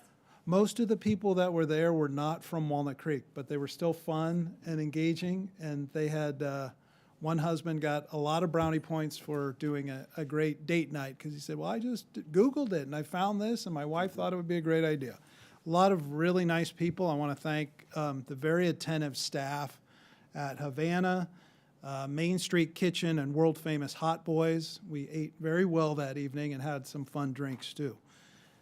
My second mayor's conference was a presentation by someone that was at the movable feast the night before. Nick Weinberg-Lynn, who was one of, I think he and his wife were the only Walnut Creek residents at the movable feast. Nick is the renewable fuels manager for Phillips 66, and he's in charge, he and his team are in charge of converting the Rodeo refinery from using crude oil to renewed fuels like biodiesel. So really interesting talk. The mayors were all pretty engaged in that. I serve on some subcommittees for Recycle Smart. We're recruiting for a new executive director, so we met on that and have some candidates to interview in the near future. And on the personnel committee, we are charged with and made the decision to convert the finance manager position to a senior accountant. And then I was on vacation and I missed the DEI task force meeting in August, but I attended a talk by Nicole Hannah-Jones at the Lesher Center that was part of the speaker series. And I want to thank the Lesher Foundation for making tickets available to our staff and to members of the DEI task force for free. It was a very informative and thought-provoking talk by a Pulitzer Prize-winning journalist and professor who had written the 1619 Project. And I enjoyed it very much, and I think it'll help us as a task force talk about some important issues in the future. That is my report, and I don't believe we have any other reports to do, so we'll move on. Next on the agenda is a consideration item. The consideration item is entitled Consideration of a Resolution Supporting and Endorsing Measure O, a 10-year half-cent sales tax increase ballot measure being considered by Walnut Creek voters at the November 8th election. At this time, I would invite Mr. Buckshire and staff to provide the staff presentation. Yes, good evening. Thank you, Mayor and Council. As your council is very aware, you voted on July 19th to put forward a half-cent sales tax measure to the voters this fall, in which they will consider that matter on November 8th as part of the general election. This evening, the consideration before you is whether or not you as the city council, as a political body, would want to endorse what is now known as Measure O. The county clerk's office has sent out the titles for the various measures, and this one is now known as Measure O. So what I'd like to do this evening is run through some of the background, what's been done really over the past, several years, but more specifically over the last 8-9 months, run through some of the details, and then obviously pose the question to your council as to whether or not you would like to endorse Measure O. So going way back, just a bit of history of how it is that Walnut Creek has evolved over time. There have been different growth spurts that the city has encountered over the years in the 50s, late 60s, early 70s, and again in the 80s. And as a result of those growth spurts, not only was housing added, but there was a need for an expansion of facilities. And in fact, many of the facilities that are in the city today were funded in the late 60s and early 70s through revenue measures to help pay for those, and not only for the facilities, but more importantly, the programs and services that are housed within those facilities. Another expansion of services and facilities in basically 1990 to 2010.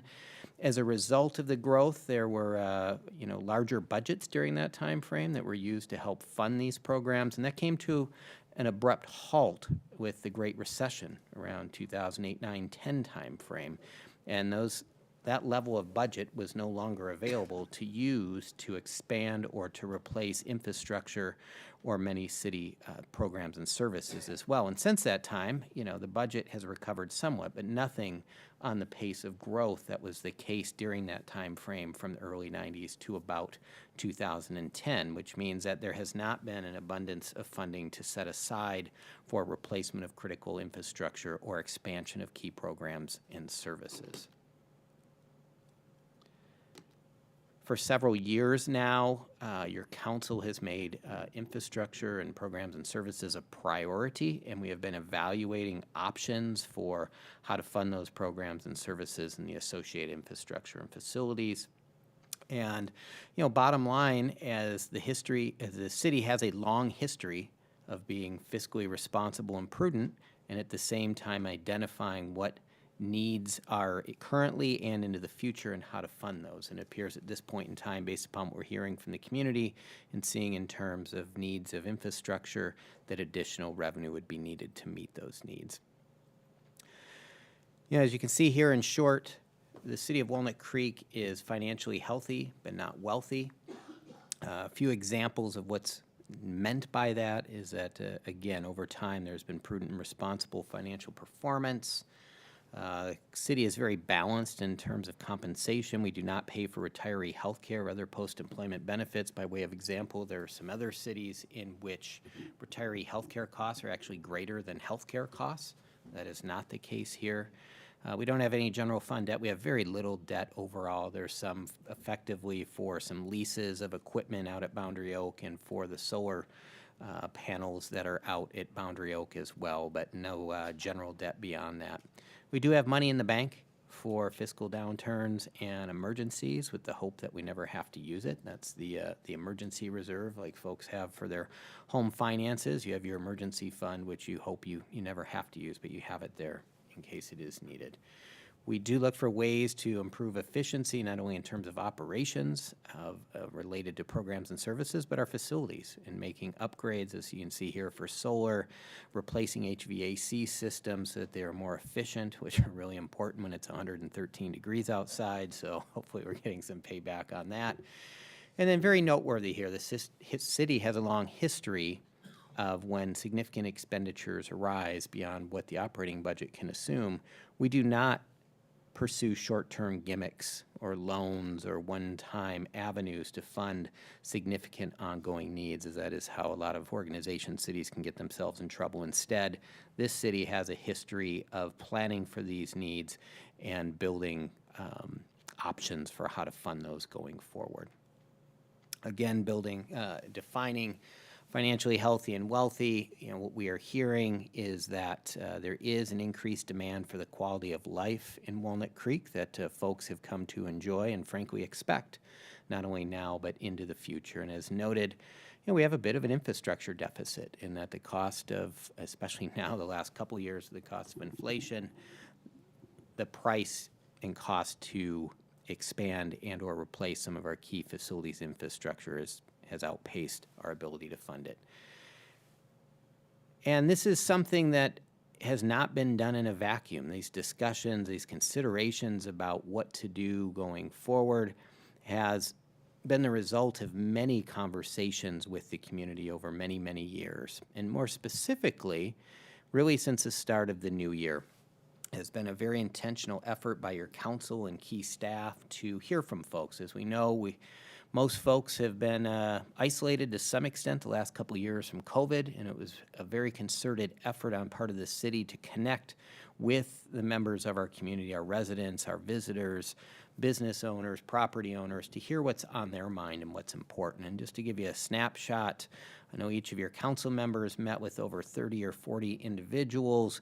We met collectively with over 50 different community groups through 35 different or 40 different meetings, reaching well over 500 residents very directly. This was in addition to a statistically valid poll that was conducted in January of 2022 in which we received feedback. And then we did an informal survey both online and through the mail in which folks could respond. And as you can see on the slide, we had nearly 5,000 responses, and I believe it was close to 1,500 written comments for folks had provided feedback. All of this information was reviewed. As your council is aware, we've held numerous updates on this publicly, a lot of briefings in other forums as well, and all of this information went into helping inform your council about how to proceed going forward. So with that, obviously there's a lot of details that were provided, but generally speaking, there were some key themes that we heard. And first and foremost, we heard loud and clear as public safety is on folks' minds. As we know, it's been a challenging dynamic the past few years. We've experienced some types of crimes and activities that we've really not seen here in Walnut Creek, starting with a large scale looting event in 2020, a large-scale organized retail theft event in November of 2021, and a numerous retail-type theft events over the last really couple of years that have really impacted the community. And I do want to note this is not unique to Walnut Creek. This is a trend that we're seeing in the Bay Area and throughout California, but Walnut Creek has certainly been impacted. And it's weighing on folks' minds. They want to see increased prevention activities and responses going forward. In addition, I referenced this earlier in my city manager update, emergency disaster and preparedness is important. And while we do focus on that heavily, there's more to be done in that area. And then really expanding the definition of public safety, more than just 911 calls or police response. There's a social wellness component related to mental health response, which is absolutely critical. And then ensuring that our streets and routes to school and our walkways are safe, as we want more folks for various reasons to ease congestion so we don't have traffic problems like some areas of Asia that we heard earlier. And really to help with the environment, to have folks walk or ride a bike or take a scooter, we need to ensure that our roadways and pathways are as safe as possible, and that ties into public safety as well. We've heard loud and clear that programs and services related to the arts and for our seniors and youth are very important, and I do want to clarify, we do provide programs and services for folks of all ages, but why we've heard more so about seniors and youth is we are older than average in Walnut Creek, and so we do have a large number of senior programs that are very, very heavily used. In fact, I could share of all the outreach I did. I think the most enthusiastic group was our seniors club that I heard loud and clear about how important some of our programs are. And then we do partner with many of our schools to provide after-school camps, athletic programs, other programs. They actually contract with the city, and we provide those services. Many of those were put on hold during or even canceled during COVID. Some of them have come back. Some still have not due to ongoing budgetary challenges. And then I always do like to point out the importance of the arts in Walnut Creek. In fact, we have an arts and recreation department, not a parks and recreation department, which is fairly rare and fairly unique, and is one of the things that makes Walnut Creek special. And we're hearing from the community that they do value those programs and services. Homelessness continues to remain a challenge. I know we heard an update from Councilmember Darling about the point-in-time count. We're seeing some improvement, but there's still much work to be done. And not only here in Walnut Creek, but in the region and really throughout California. We provide a number of services, providing funding to Trinity Center for day services where folks can receive a meal, get out of the elements, take a shower, do laundry. We also help fund the overnight shelter at the Armory it's primarily during the winter months where folks can get out of the rain and cold. And then we also partner with the county for what's known as the CORE program, in which we have 2 social workers that are dedicated for 40 hours a week to connect with members of the homeless community in Walnut Creek with the overall goal of trying to get them to be self-sufficient and off the street and into housing. But that takes a while. It doesn't just happen overnight. And as you can imagine, especially the chronically homeless, it takes a while to build a rapport so that they feel that they can trust who's reaching out to them, that they can get some help. So that is underway. And then we also have our homeless outreach program within our police department, in which we have 2 officers who are primarily focused on homelessness. They work closely with the aforementioned social workers to try to get folks help, and they're also there to hold folks accountable. If the law is being broken, they will be enforced as well. So that's a summary. We do also do much more related to homelessness and helping prevent homeless by providing income for low-income folks as well. But we're hearing from residents that this is something that's on their mind as well. Sustainability, as you know much better than I, we have been a leader in sustainability initiatives and working for ways to reduce greenhouse gas emissions, but there's a lot more work to be done, and we have heard that this is important to update our climate action and sustainability plan going forward. Our existing one had targets that were set for the year 2020, which I am proud to report we did exceed those targets ahead of schedule, which I think went under-announced and underappreciated because it occurred in 2020 when we were dealing with the pandemic and other matters. Had it been another time, I think the celebration would have been much more robust and noteworthy. But that said, we're looking at setting new targets for the year 2030 and possibly for 2045 and 2050 to aggressively reduce greenhouse gas emissions in order to help improve the climate. Additionally, we know that Walnut Creek is a regional jobs hub, that folks do commute here, folks work here, not only in, obviously, we have a significant retail and restaurant scene, but many other jobs, high-paying head of household jobs that are located here, and we want that to continue. And we have heard from our business community and property owners to help our local economy improve and to do so in a COVID-safe manner, that we're going to need to make some investments in our downtown and elsewhere in order to make those improvements to help our local businesses thrive. And then last but not least, as I referenced earlier, we do have some facilities that are at the end of their useful lives. Your council set infrastructure and facilities as a priority beginning in 2017, and here we are 5 years later working towards ways to address that. As noted here, the Aquatic Center and the Community Center at Heather Farm, which were built 50 years ago, are highest on the list, as they are getting to the point where they may no longer be operational depending what happens into the future. And as you know, you see that the announcements as frequently as I do, we are oftentimes closing the pool and the swim center because of malfunctions of the equipment. So it is only a matter of time before it's non-operational, and the goal would be to have a new center up and running before that becomes the case. So let me talk through a few facts about Measure O, and then I'll wrap up here in a few moments. As noted, your council voted on July 19th to put this before the voters, and this is an important point. In California, local governments do not have the ability to impose a tax on anyone. Only the voters can decide whether or not they want to tax themselves. So really, the only thing your council did is put the question to the voters, and they will ultimately decide.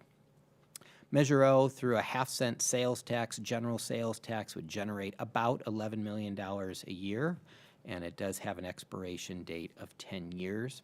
Currently, the sales tax rate in Walnut Creek is 8.75%, which is the lowest rate in Contra Costa County. And I should point out, only 1% of that currently goes to Walnut Creek. The other 7.75% either goes to the state or to other regional entities. So, a 0.5%, if it were enacted, would remain all local here in Walnut Creek. It would not be distributed to those other entities. As you can see on the slide, even with a half-cent sales tax increase, we would still be lower than many of our neighboring cities, including Concord, Orinda, Moraga, Antioch, and Richmond, El Cerrito, and we would be on par with Pleasant Hill. Another important consideration was who would pay for the costs of a sales tax if there were to be an increase. And your council considered many, many different options, including general obligation bonds, parcel taxes, other types of revenue measures. And one of the reasons you ultimately landed on a general sales tax is that half of the cost is paid for by visitors. And the rationale being is there would be greater equity in that visitors who come to Walnut Creek, drive on Walnut Creek streets, visit our parks and open space, visit our downtown, at times generate the need for police response. And as a result, the thought is that residents should not be the ones to exclusively bear the cost, that it should be shared with those who also visit and utilize the services. And it is important to note, while it is a general sales tax and does apply to numerous things, it does not apply to services and also does not apply to various types of purchases or expenses such as rent, mortgage payments, utilities, groceries, prescriptions, medical insurance, or those types of purchases, primarily groceries, that would be paid for with food stamps. Those are exempt from a sales tax. As you can see here, I'm not going to read all this, but not surprisingly, the actual question that would be put before the voters this fall very much mirrors what we heard from the community, and that is not a coincidence. It's very intentional that we've solicited a tremendous amount of feedback and are trying to tailor what is being requested to what we've heard over the last several months and really over the last several years. And then lastly, it's absolutely imperative that there be a high degree of transparency and accountability when it comes to a tax measure. That said, if this measure were passed, it would be required that any revenues generated and the associated expenditures be tracked very specifically. There be annual independent audits, and that there would be an independent citizen oversight committee that would review this information and make recommendations to your city council. And with that, you can see the recommendation before your council is whether or not to endorse Measure O, the half-cent sales tax, on the November ballot. And with that, I would be happy to entertain any questions you may have. Okay. Any questions of Mr. Buckshire? Mayor Pro Tem Silva. Nope, thank you. Okay. And the lack of questions is not because we haven't had many meetings discussing all these issues and a lot of reading on them. So rest assured, I'd like to open the item for public comment and consideration. If any member of the public here in the chamber would like to address the council on this item, please step forward to the lectern. If you're on Zoom, now would be the time you want to raise your hand or press *9 if you're connected by audio only, and we'll bring you in after we hear from the speakers in the chamber. Mayor Francois, members of the council, Bob Linscheid, representing the Walnut Creek Chamber of Commerce and Visitors Bureau. I thought I'd provide some additional information. Appreciate the recognition from Councilmember Darling and all the discussions that you all have had. We also conducted a poll. It was not what I would deem scientific. It was our subscribers and our participants and members. We've sent out over 1,900 surveys. We received about 5 to 6% response, which some would say that wasn't very good, but frankly, I thought the information revealed in the survey was pretty good. Without a doubt, as Mr. Buckshire said, public safety is the top of everybody's mind right now. And I think that the items that are contained in the resolution are intentional and as they should be. But what really resonated with a number of people is the fact that visitors are paying the lion's share. Now, it's about 50-50, but it does send a tone that we are seeking the most across the board to solve the problem rather than just taxing citizens of Walnut Creek. The Oversight Committee was very important. It was without a doubt something that resonated a lot with my board members. We were not unanimous. There are members of the business community, community at large, that will be opposed to it, and we understand that. But I feel that the amount of work that was done to garner public input and support was the best that I've seen in my rather lengthy history in this work. Our results were 55-45, 55 in favor, 45 opposed. And so that may help in providing some additional context. I have to say that I've been involved in this work a long time, and never have we supported a sales tax measure with the business community. This, you've made the case, and we look forward to seeing what happens November 8th. Thank you. Thank you, Mr. Linscheid. And thank you for the support from the chamber and your hard work. You are. Appreciate that. Do we have any other members of the public in the chamber that would like to address the council on the consideration of this resolution? Not seeing any, so we'll turn to the city clerk and see if we have anyone on Zoom. There are no hands raised on Zoom. Okay. So then we'll go ahead and close the public comment period, and I'll bring it back to my colleagues for consideration of this resolution item that we all voted to put on the agenda. Who would like to lead us off? Councilmember Darling. You started the other end last time, so I'll start this way. My family moved to Walnut Creek because it is such a great place. We moved here. It's welcoming, it's safe, it's supportive, it's inclusive. We're always working to try to make ourselves better. And Measure O gives us a chance to invest in Walnut Creek to make our city safer, healthier, more sustainable, better prepared for natural disasters or whatever else comes. And it includes those strong fiscal safeguards to make sure the funds are spent well. I know I rely on my fellow council members and myself, but we also will have our independent oversight in our audits. So I'd be very happy to support the endorsement of the measure. Thank you, Councilmember Darling. Councilmember Wilk.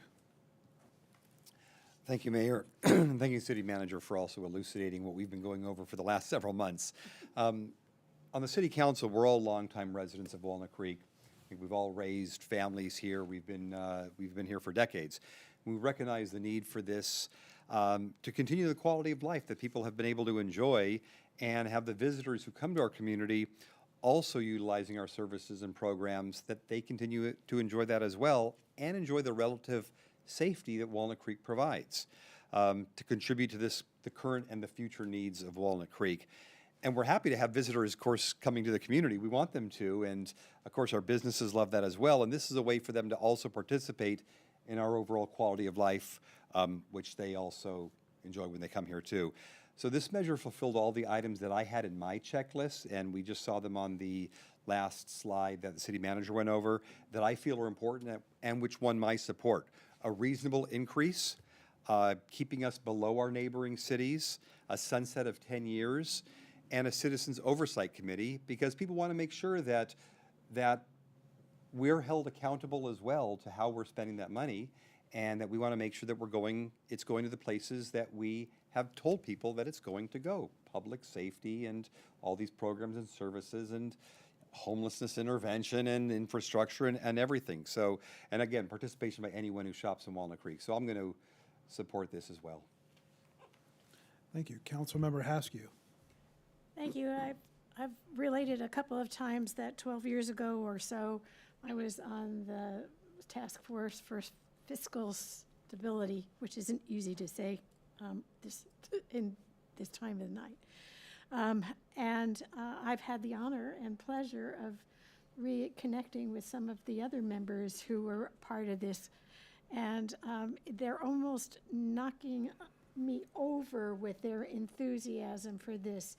It was deemed to be necessary way back then, and it is, as 12 years later, needed even more. So it's good to see a good idea come to fruition, and I hope that we communicate strongly and people are receptive to the message that we have thought of this for a long time with great care for the city and great respect for the citizens, and I hope they support it as well. Thank you. Mayor Pro Tem Silva. Thank you very much, Mayor and my colleagues. I would like to thank the community at large for all of the input we've received over really the course of, as Councilmember Haskew mentioned, about 12 years, basically since we came out of the Great Recession in 2010, and in 2011, the Community Blue Ribbon Task Force on Fiscal Health did a year-long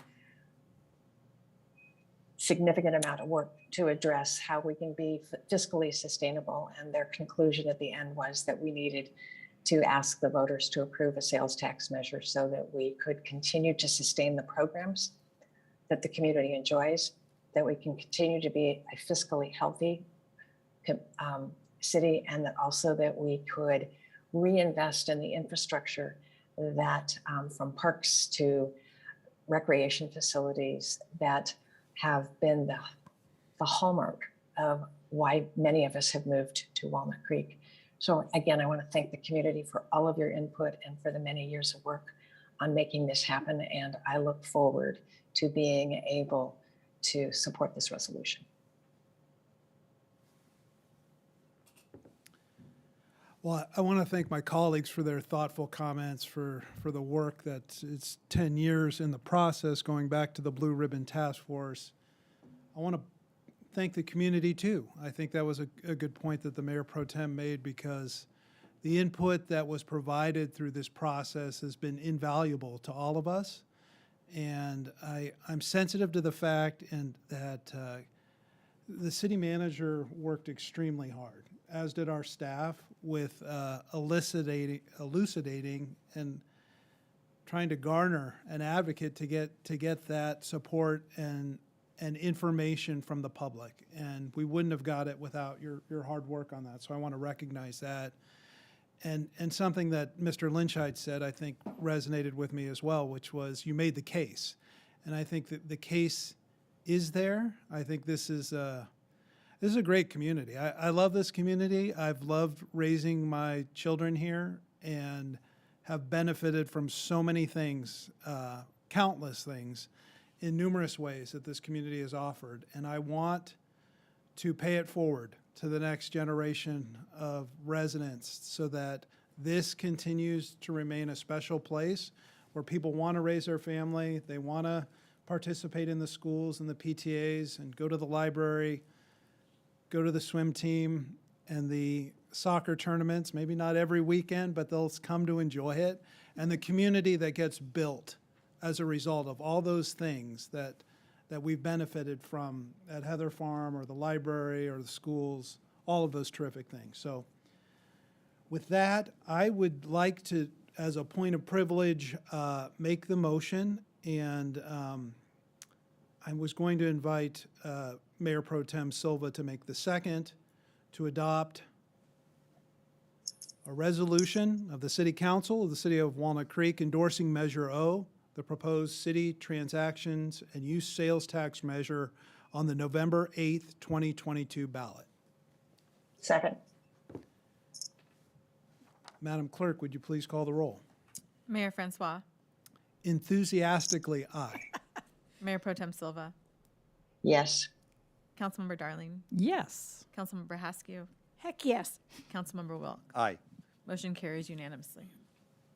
Terrific. Thank you very much.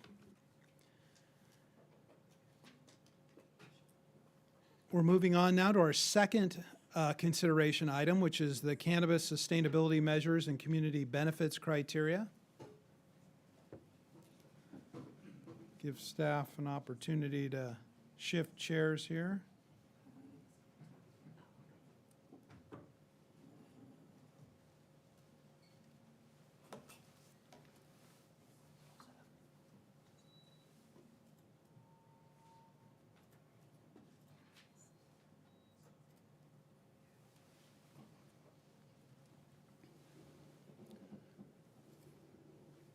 Thank you. Good evening, Mayor, council members. My name is Brad Evanson. I'm a planning consultant with Regional Government Services here on behalf of the Community Development Department. And we are here to talk about the sustainability measures and community benefits policy for the recently updated cannabis regulations. The issue is when the update to the cannabis regulations was adopted, we established different selection criteria, two of which were sustainability measures and community benefits. And this is to kind of explore the idea of what some of those specific measures and benefits might entail. On April 19th, the council adopted the revised regulations, and the operator selection process was amended to utilize a ranked request for proposals method as opposed to the previous lottery method. Council directed staff to develop a policy for two of the selection criteria, the sustainability measures and community benefits. And in the request for proposal selection process, the city issues the RFP for the available cannabis operator slots. The RFP identifies the criteria, and the selection criteria include the 4 items up there on the screen: quality of the application for 30 points, experience and qualifications of the operator, 30 points, sustainability measures, 20 points, and community benefits plan for 20 points. And some examples that we have proposed for sustainability measures. The proposals must include at least one of the identified measures: use of EV or hybrid delivery vehicle fleet, EV charging station on site, the stocking or use of organic, pesticide-free, and/or locally sourced cannabis products, stocking products that use certified sustainable manufacturing and processing, business is certified or qualifies for green business certification, or other measures and practices determined by the city manager to be acceptable. Similarly, for community benefits, the proposals must include at least one of the identified elements with a minimum combined value of $250,000. This includes an annual payment to the city of a percentage of gross revenue, a one-time upfront lump sum payment to the city to fund either city-identified projects and facilities or to be deposited in the general fund, an annual fixed payment to the general fund, an annual payment to local city-identified nonprofits that provide drug addiction or abuse services, youth services or support, and/or services and support for unhoused persons, or other measures and practices determined by the city manager to be acceptable. Now, this doesn't have to include just one item. It can include multiple items, so long as over the course of a term of operation, the total rises to a minimum combined value of $250,000. In doing the research on this, we've worked with the city attorney's office. They've worked with other cities that they've worked with and solicited. Staff has reached out to other cities that we've researched in, that we know staff there, that they have programs. What we have found has been cities using a percentage of revenues that range from 4 to 6% for a percentage contribution to of the gross revenues. Some cities incorporate a sliding scale based on the amount of revenues. Those typically are larger jurisdictions where they have not just delivery services, but also storefront services. Those typically generate approximately 4 times the revenue of a delivery-only operation. In addition to percentage, El Cerrito solicits a one-time payment from operators. Most jurisdictions that require a fixed payment specify $100,000 as a fixed payment. Again, these are mostly storefront operations, not just delivery. There are a few jurisdictions that have delivery-only cannabis operations, again, because storefront retail operations generate much more revenue. Pleasant Hill does allow 2 medical-only delivery operators, similar to what Walnut Creek has been doing. They have a community benefits requirement for their operators, but their openings have not generated any interest, any applicants. And the suspicion is because there's not the revenue stream to support that in medical use delivery only. So for sustainability, again, the proposals must include a minimum of one of the sustainable measures, the EV hybrid delivery vehicle fleet, charging stations, organic or locally sourced cannabis products, certified sustainable manufacturing processing, a green business certification, or other measures and practices determined by the city manager to be acceptable. And for community benefits, again, combined value of at least $250,000 of any one or more of the items there, annual payment to the city of a percentage of gross revenue, the upfront lump sum payment to the city either to fund a city-identified project or the general fund, annual fixed payment to the general fund, an annual payment to local city-identified nonprofits, or other measures and practices determined by the city manager to be acceptable. For environmental and financial impacts, the approval of this policy is not subject to CEQA because any projects approved under this would be subject to CEQA themselves, so there's no need to worry or consider further processing under CEQA. Approval of the policy will allow the city to move forward with the RFP process. From that, the city could realize financial gains via measures proposed by applicants who successfully do open businesses. And staff recommends that the council move to adopt the resolution approving the cannabis sustainability measures and community benefits criteria policy. For an alternative action, the City Council could decide not to approve the policy and direct staff to prepare alternative measures and/or criteria. And with that, staff's available if you have questions. Thank you. Any questions of staff? Yes. All right, you're first. Mayor Pro Tem Silva. Thank you very much. Is my video Yes. on? Okay, good. Thank you very much for the report and for the answers to my questions, which I sent earlier, but I do want to ask them again.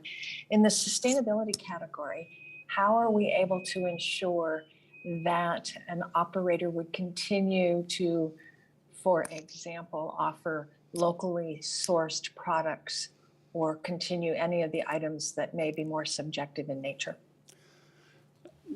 To address that question, the cannabis operator permits are renewed on an annual basis. So it will be an opportunity to annually verify that those practices and those commitments are being maintained. There is nothing that would prohibit or prevent city staff from checking in on them to ascertain that they're still keeping up their commitments above and beyond the annual commitment. But that annual commitment is embedded in the regulations that they do have to comply with. Thank you. Regarding the community benefits recommendations, just so I am clear, the $250,000 recommended amount is not a recurring amount each year. It is a total amount over the life of the operation. That is generally correct. That has not been formally established in terms of whether there is a fixed term of commitment of 3 to 5 to 10 years that a business provides a benefit, or whether it is over the true life of their business. That would be something that an operator would propose in their application, that they would propose to offer a recurring annual payment of X dollars for 7 years, and that 7-year payment in total over that 7 years would have to total up to a minimum of $250,000 unless they proposed additional measures along the way. Now, how did we, let me make sure I understand how we derived the recommendation of the $250,000. That reflects the fact that delivery operations make about 25% of the amount of revenue as a retail storefront operation. That is correct. So the community benefits that, the value of the community benefits that we're seeing in communities with retail operations is much higher than this. That is correct. And the one other source that staff had when we were researching was HDL.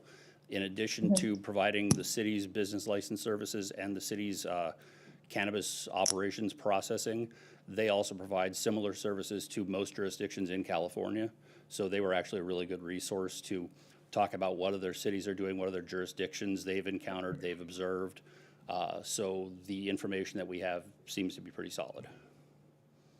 And these are minimums because operators are potentially competing for a license. Is that correct? That is correct. Okay, thank you very much. Thank you, Mayor. You're welcome. Any other questions of staff? Councilmember Wilk. Okay, thank you, Mayor. Have we put out notices for potential applicants? We have not done that yet because we did not have the RFP criteria complete yet. That would be something that staff, once we finalize the action tonight, if the council approves this, we can then go ahead and put the RFP language together and work that through the approval process with the city manager before we go ahead and solicit. Okay, and I imagine we must have a list of potential applicants that have applied in the past, or at least some kind of connection with some operators. I just wanted to know, how are we determining the sustainability measure and benefits? What are we using to compare with that, especially if we're looking at one of our nearby cities that isn't getting any applicants from the community benefits they've put out there? We have, again, in talking through with the city attorney's office, going to other jurisdictions that they have familiarity with, and talking with HDL, looking at what other jurisdictions do in general, not just for delivery, but also for retail storefront operations, what sort of general measures are considered, and then just general awareness that staff has of what are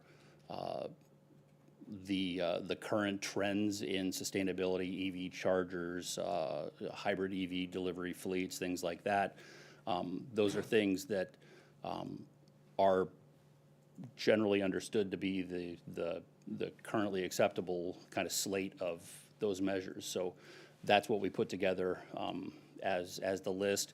And again, for both the sustainability and for the community benefits, there is what we've taken to calling the wild card option, where an applicant can propose a unique individual proposal, a unique mix of components that would then come before staff and ultimately the city manager for determination of, does this meet with the ultimate goal of what we've established, either just the general idea of sustainability or the community benefits minimum value.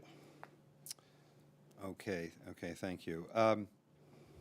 And this, what's being proposed is that whatever this amount is, it could be paid over 5-10 years. That's determined by staff and council, right? It's not upfront for everything? Correct. The city council does have the option in the motion tonight to go ahead and establish a maximum time frame of no more than 10 years to satisfy the $250,000 value, or no more than 5 years, or whatever. Or you can choose to leave it open and allow for an applicant to propose whatever fits their intended business model, and then that gets reviewed through staff up to the city manager to determine if that meets the intent of the measures. Okay, I mean, just to me, delivery only, I don't know what the profit amount is. I don't know how much a business that's doing delivery that includes everything, recreational, everything, what their profit margin is. $250,000 sounds like a lot to me. Maybe it's not a lot, but especially if it's paid over 10 years. To me, it just sounds like it could be a lot. So I wanted to ask, is this the normal amount that we would see? It seems, based on our research, there's not a lot of options to, or not a lot of examples to go off of where there's truly a solely delivery service of both medical and adult use. There are limited options for that, and we were not able to get actual revenue figures from all the examples that might be out there. Most of the examples that we did have access to were probably combinations of delivery and retail. A lot of jurisdictions allow both. They allow for a retail operation to provide delivery services from the dispensary location themselves. So there is that kind of a hybrid model. So what we've done is we've extrapolated based on the figures that we have gotten, and then the anecdotal results that companies like HDL have seen, that their general observation has been that a delivery-only service typically generates 1/4 the revenue of a dispensary. So just from that, that's where the dollar figures kind of get extrapolated off of the, here in the Bay Area, a dispensary operation, they range on average anywhere from $1 to $5 million a year. So that's kind of where we drew that number from, and then kind of worked it back down. Okay, all right, thank you. My questions. Councilmember Darling. So let me make sure I remember right from the last time we talked about this. We have one operator here in town that is going to be going through the process by themselves, and then new operators would go in through a competitive RFP process. Correct. And so that's, if we put community benefits into the competitive process, the market will tell us if we are close to being, the market will tell us if we have set our standard too high, we won't get any applicants. Correct. Or if we've set it too low, we'll get a bunch of people, and we'll have to figure it out.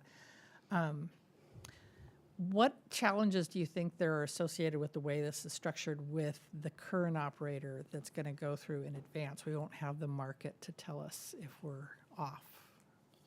Well, I mean, obviously, there's not, I mean, as an industry person or an industry operator, they may have additional insight into what other businesses might do. But from their perspective, they have been providing medical-only delivery here in Walnut Creek.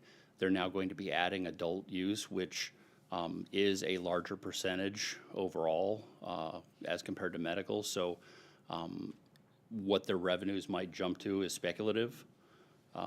So from that sense, they might not have a good idea. And they obviously are going to be the first ones in the gate. And if you recall, back in April when the council voted on the policy, the determination was made to basically award the current operator full scores for the application and the quality of the application and the operator's history and qualifications as they've been providing for several years now in the city. So they are solely going to be judged on their sustainability and community benefits. So from that sense, from their perspective, that is a lot riding on just those two items where they might not have a lot of history or whatever to go off of. Okay. But it's as fair a process as everyone has collectively come up with thus far. Okay, and so when we go into the competitive part of the process, we're managing people's expectations that at least a minimum of $250,000 over roughly 8 to 10, 12 years, somewhere in that range is what? Yes. Give an order of magnitude. Do you think it's going to be important for us as a council to narrow that down as we go into the request for proposals, or do you think it's going to be something that we'll just see what the market does? Speaking for myself, I would be of the mind to see what the market does. I think we are riding, as much as we have been able to find out the information that we have, the kind of unique environment that we have here in Walnut Creek, we're probably better off seeing what the market how the market responds to the RFP ultimately to better guide staff and council as to where this might need to go. Okay. And then, like the certified green business, that's just a regular program somebody can apply for. And so, Yeah, that's a standard business certification that we can, if an applicant is going to propose that, there's documentation that they would provide that verifies that they have met the criteria and they have the certifications. And then, it would be an annual ongoing thing to maintain, have them provide the updates that, yes, they remain certified, yes, they're still using the certified organic products, et cetera, et cetera. Okay, thank you. Sure. Thank you. Can we go to the slides again so I can get another whack at it? Sure. Please. The one about the community service, community benefit. This one? Yeah.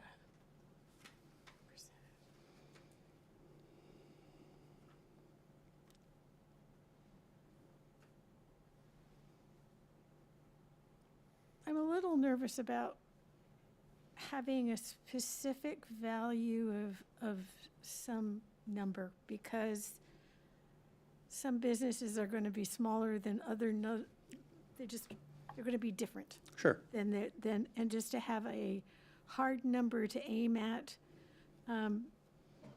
some people could maybe make it and some people can't. And I don't know that that's a great idea for little companies, or we want to encourage all kinds of businesses to come to Walnut Creek. I have a feeling 250,000 is too high. I don't know the numbers. I'm more comfortable setting it on a percentage basis, but then we have an auditing problem. Just pick a number, any number. if we're saying 25,000, I'm making a comment, not an asking a question. Are there other things that they can do for community benefits that don't just fit into $250,000? For example, if they do some specific work with nonprofits to present programs and information about that. If they work with hospitals to say, I don't know if hospitals are looking for this, but if they work with other members of the community that are helpful to the community, doing something for services rather than just hard and fast dollar events? There's nothing that would prevent an applicant from proposing anything like that. That falls under the last measure, the other measures and practices determined by the city manager to be acceptable. We would just ask for, if an applicant is going to propose, we are going to send volunteers on a weekly basis to Children's Hospital to talk about A, B, and C or whatever. To provide in the proposal, here is how we, the applicant, are expressing the value of this, and here's how it fits into the value of the $250,000. And the $250,000, again, not just a one-time fee. It could be $25,000 a year over 10 years. Assuming they survive that long. Well, assuming they survive that long, and that's a risk that the city may take if they allow that and the business does not survive, that the city would not get the full benefit of the $250,000, but that is part of the flexibility that could be allowed. If we're trying to encourage businesses to apply, is there a possibility that we can start with something like $100,000, and then if we get a lot of people applying, can we move it after that? Through the chair, where you can, It's sort of like, can you increase the price of gasoline because everybody's bought it and it's more valuable because it's short supply? I mean, there's certainly options. I mean, there's potential to not have a minimum, but not knowing what may come in. I mean, part of the rationale for this was that there would be the opportunity to do something with this funding for the community, that it be a community benefit. And part of the challenge that we could talk through later, and this really comes down to timing of administering the program, is that we do have an existing operator, and the thought was that we'd have a program in place and they could comply with the program while we can potentially concurrently go out for an RFP. The other option, if we really want to see where the market is we do all three concurrently and don't do a concurrent process in terms of allowing the existing operator to bid on this, because we do think that, what may be agreed upon up front with an existing operator is going to set the minimum floor for others. And so we need to be mindful of how we structure that timing going forward so that it really is open in the marketplace. And that was the rationale, part of the rationale behind having a minimum. So, good questions. What number does Pleasant Hill use? I honestly don't know what their number is. I don't know that they've established it. I just know that they do have a community benefits policy. That was something that HDL did inform us, that they have a policy, but they've not received any takers on their applications. And So So I think that could be, I don't know, it seems like they might be more, the closest analogy, there's an El Cerrito example here, but we kind of look at the neighbors next to us to see.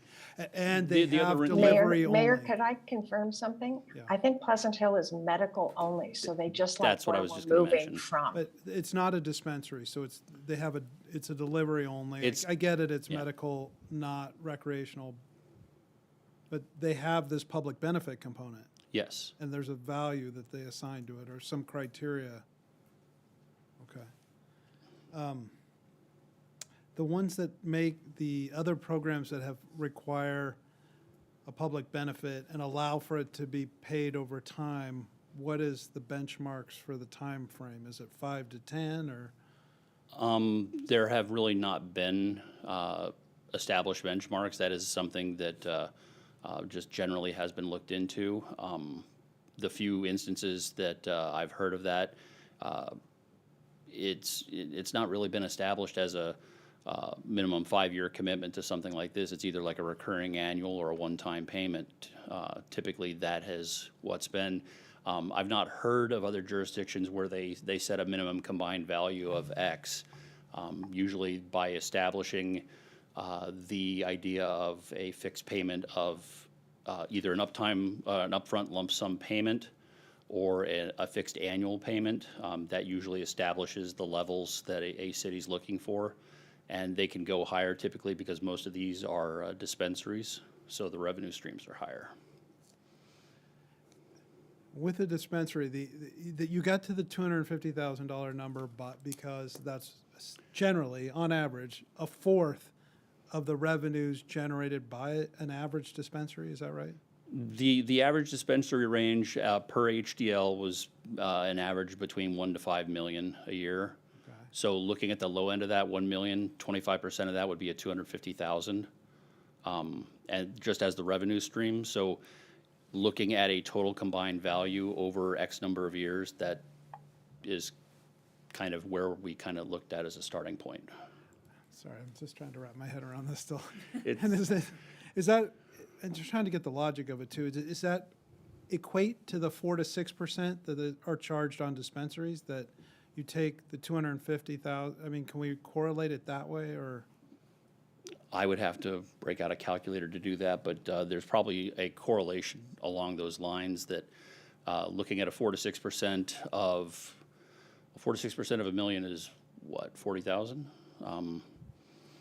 So if we look at a quarter of that, that'd be 10, and 25 years, there's 250,000. It's not the greatest correlation, but that's just how, in looking at things, that's where staff has kind of come up with the idea of, let's set a total that seems like it would be competitive market and allow for flexibility of allowing for an applicant to propose a time frame to meet it. Okay. And you had a question, I think, Councilmember Haskell. I have two questions, actually.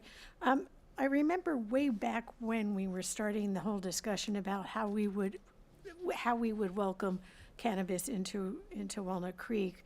One of the big concerns was the cost of additional policing, and I'd like to know if even under the current circumstances, have there been,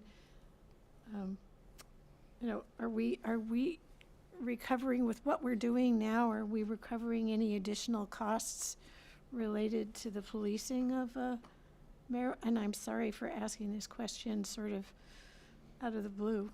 Well, we do have our police chief here who could speak generally to what has been involved with on behalf of the police department. That would be helpful.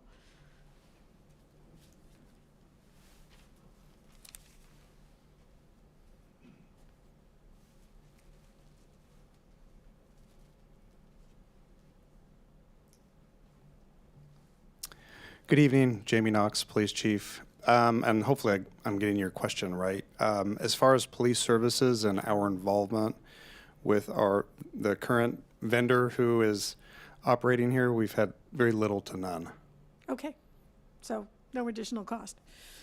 Not from my perspective. Okay, yeah, thank Let you. me just clarify a bit on that up front if I could. So that's been on an ongoing basis, but there was, I believe, some police involvement up front in terms of security, plan review, that sort of thing.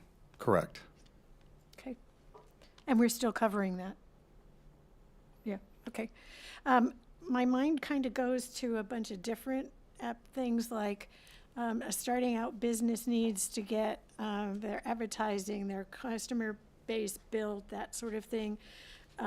Is there enough flexibility built in here so that they can do 5% of a moving percentage as they're building, as their business gains in their revenues because they're more established? Is that the sort of thing that we should address ahead of time, or? I think that the policy as it sits right now does allow for that flexibility inherently. Ultimately, we are leaving it in the hands of an applicant to propose what works for their business model and explain why that meets the criteria that is established in the policy, the sustainability measures and the value of $250,000 combined for the community benefits by whatever means, whether there's like tangible dollar amounts, whether there's services in kind, whether there's generic goodwill somewhere in there. That's on the applicant to propose and explain why this meets that criteria. So I think the flexibility is in there for them, for an applicant to find the method that suits their business model, and as they see their business development, we just need to establish the policy so we can see if it works.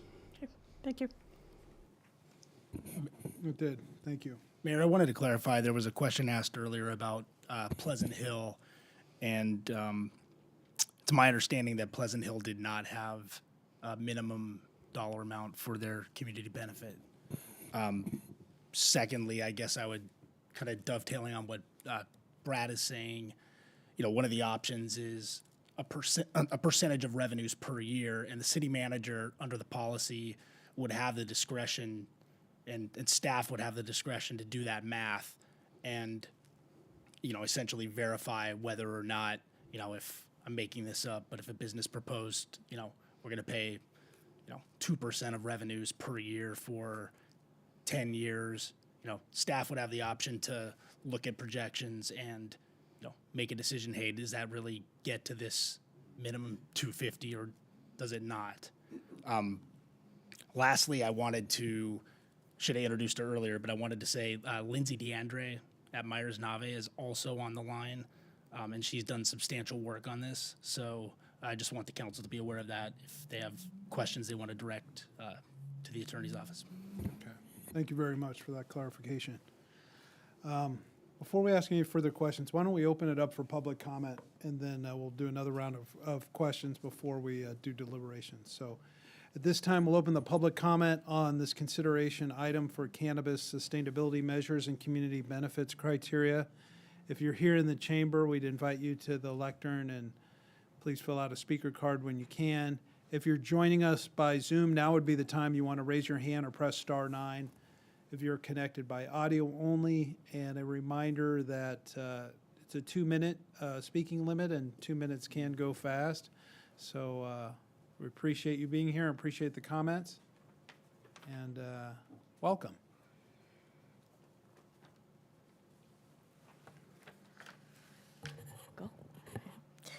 Good evening, council members. My name is Falguni Dave, and I am here representing Urban Joy.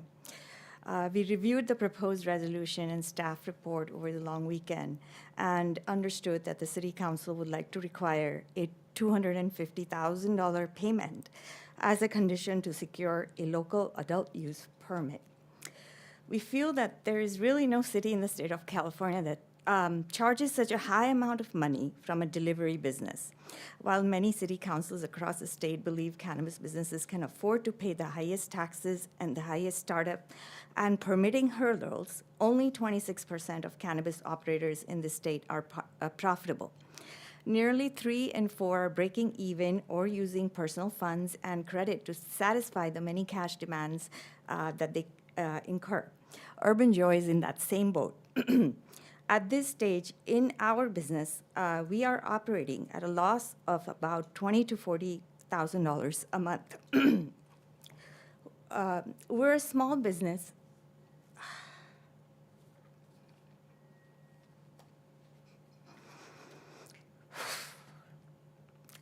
I'm sorry.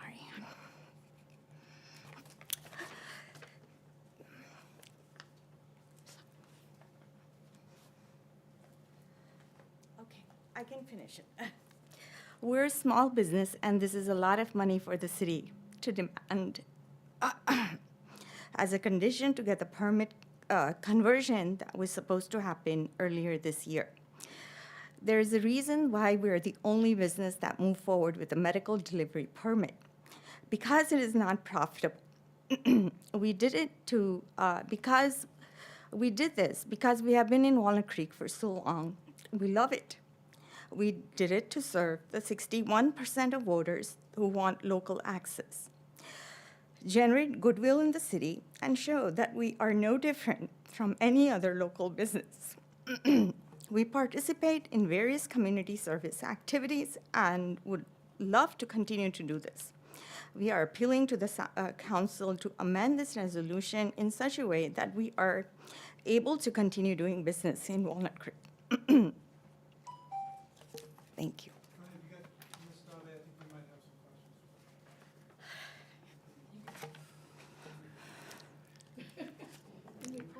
I can do that at the chamber bash. Your mic down a little bit, then we can hear you a little better. And please, just be comfortable. You've been here before, you know us. So, go ahead, Councilmember Hess. Yes, do you understand what we're trying to accomplish with the community benefits? Yes, I appreciate this meeting so much because when I read the first time, it was devastating. Yeah. The number.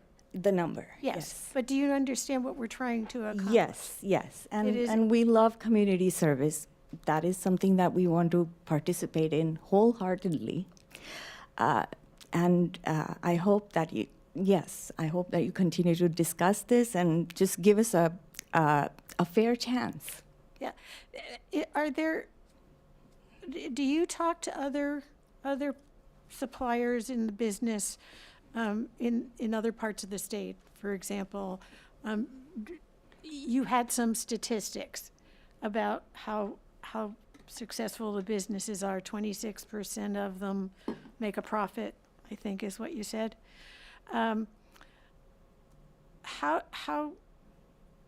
What would you suggest, given that we want to have the best people here doing what we need to do? What would you suggest we do in order to have some kind of community benefit? You've already said you love to do the service side, and that is going to be included from what we understand if we vote for that. So, yeah, or do you have any other ideas about how we could stretch this out? I hope that the service benefits that we do provide is taken into account, is taken into consideration. As far as I'm not a city person. I'm not an expert, but however, as a business, we want to run an open business. If we make money, we want to donate money. It's difficult to say in this market right now. Things change so rapidly. We ourselves don't know whether it's going to succeed or whether it's going to be profitable, even as a recreational, even as an adult licensed delivery. There are so many new stores, there are so many other dispensaries that are opening up and things are changing. We hope that the city considers that and looks at it, and if we make money, we'd love to donate. Okay, thank you. Okay, just ask a follow-up question then.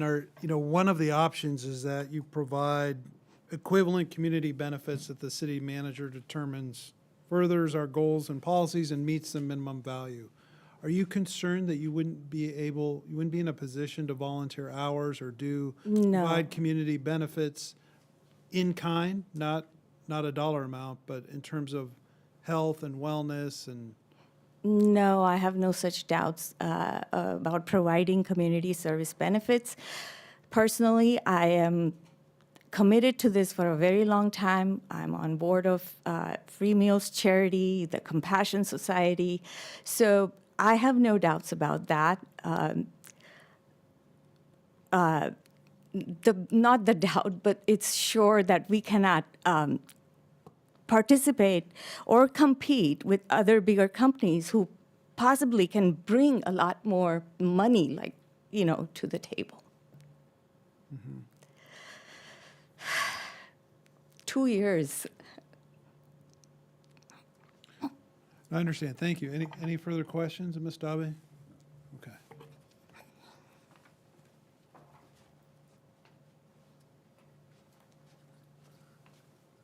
Bob Lynchide again for the chamber.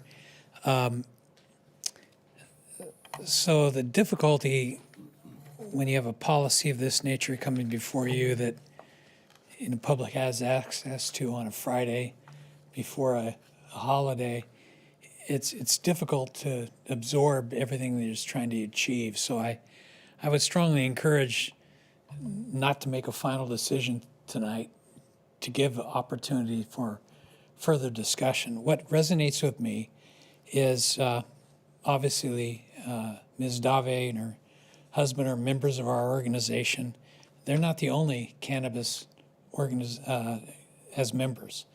We have numerous ones that are in the unincorporated area, which they don't care about this policy because it doesn't apply to them. They don't have to pay the $250,000, but yet they can deliver cannabis in our town because we don't have an enforcement procedure to impact them. So that was one of the things that resonated with me in reading this. And obviously, when you look at the amount of money and think that even if you generate $1 million in sales, your net profit, even if you paid it over a 25-year period, you're not going to hit the number. And so and that's not to demean the work that Brad and his team have done to prepare tonight's agenda, but it just doesn't seem like good public policy to me. And it's something that maybe we ought to talk about a little bit more and spend some time discussing this. While you're not required to do an environmental impact report or environmental review, you might want to do an economic impact process, because I think that Ms. Dave is, emotional about this because it's her business. And I know enough about business to know that that's a huge sum of money for a small business to undertake. Some of the cannabis companies that are members are pretty well heeled. Let me tell you, that's not the situation with your own Walnut Creek cannabis company. So that's my initial feedback, but that's with such a limited amount of time to really look this over and really think about what's the right policy decision. So thank you. Thank you, Mr. Lynchide. Do we have any other speakers in the chamber? Not seeing any. How about on Zoom? I see no hands raised on Zoom. Okay. Go ahead and close the public comment period. Any follow-up questions of Brad or other city staff? We've got our assistant city attorney on the line as well. Yes, Mayor. Mayor Yeah, Pro thank Tem you. Silva. Thank you. I just need a point of clarification because I'm not sure I have it with me in the notes that I brought. How many delivery licenses are we willing to issue at this point? One of which would go to the existing operator. At this point, yes. One would be to the existing operator that is set aside for them to apply to in the first place. And then there would be 2 additional licenses above and beyond their license. So 3 total. So this isn't an open market. This is a capped quantity. And what we are seeking is a means of selection, of rating and ranking those who apply to determine who are the best alternatives. Correct. Okay, thank you.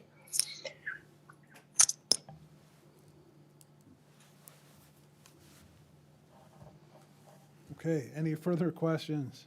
No?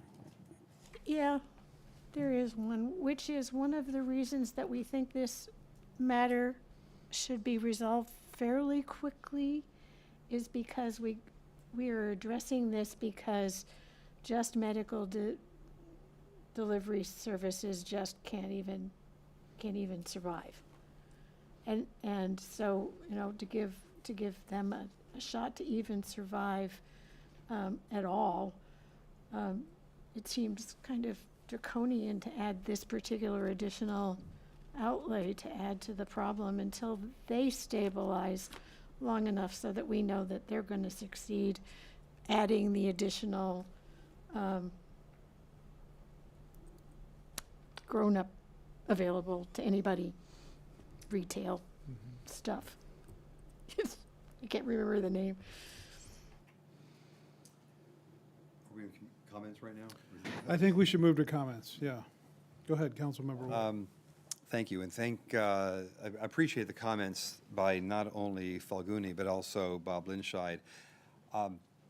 Without running this kind of a business, I've had small businesses, but without running this kind of a business, as I mentioned earlier, $250,000 did seem high to me.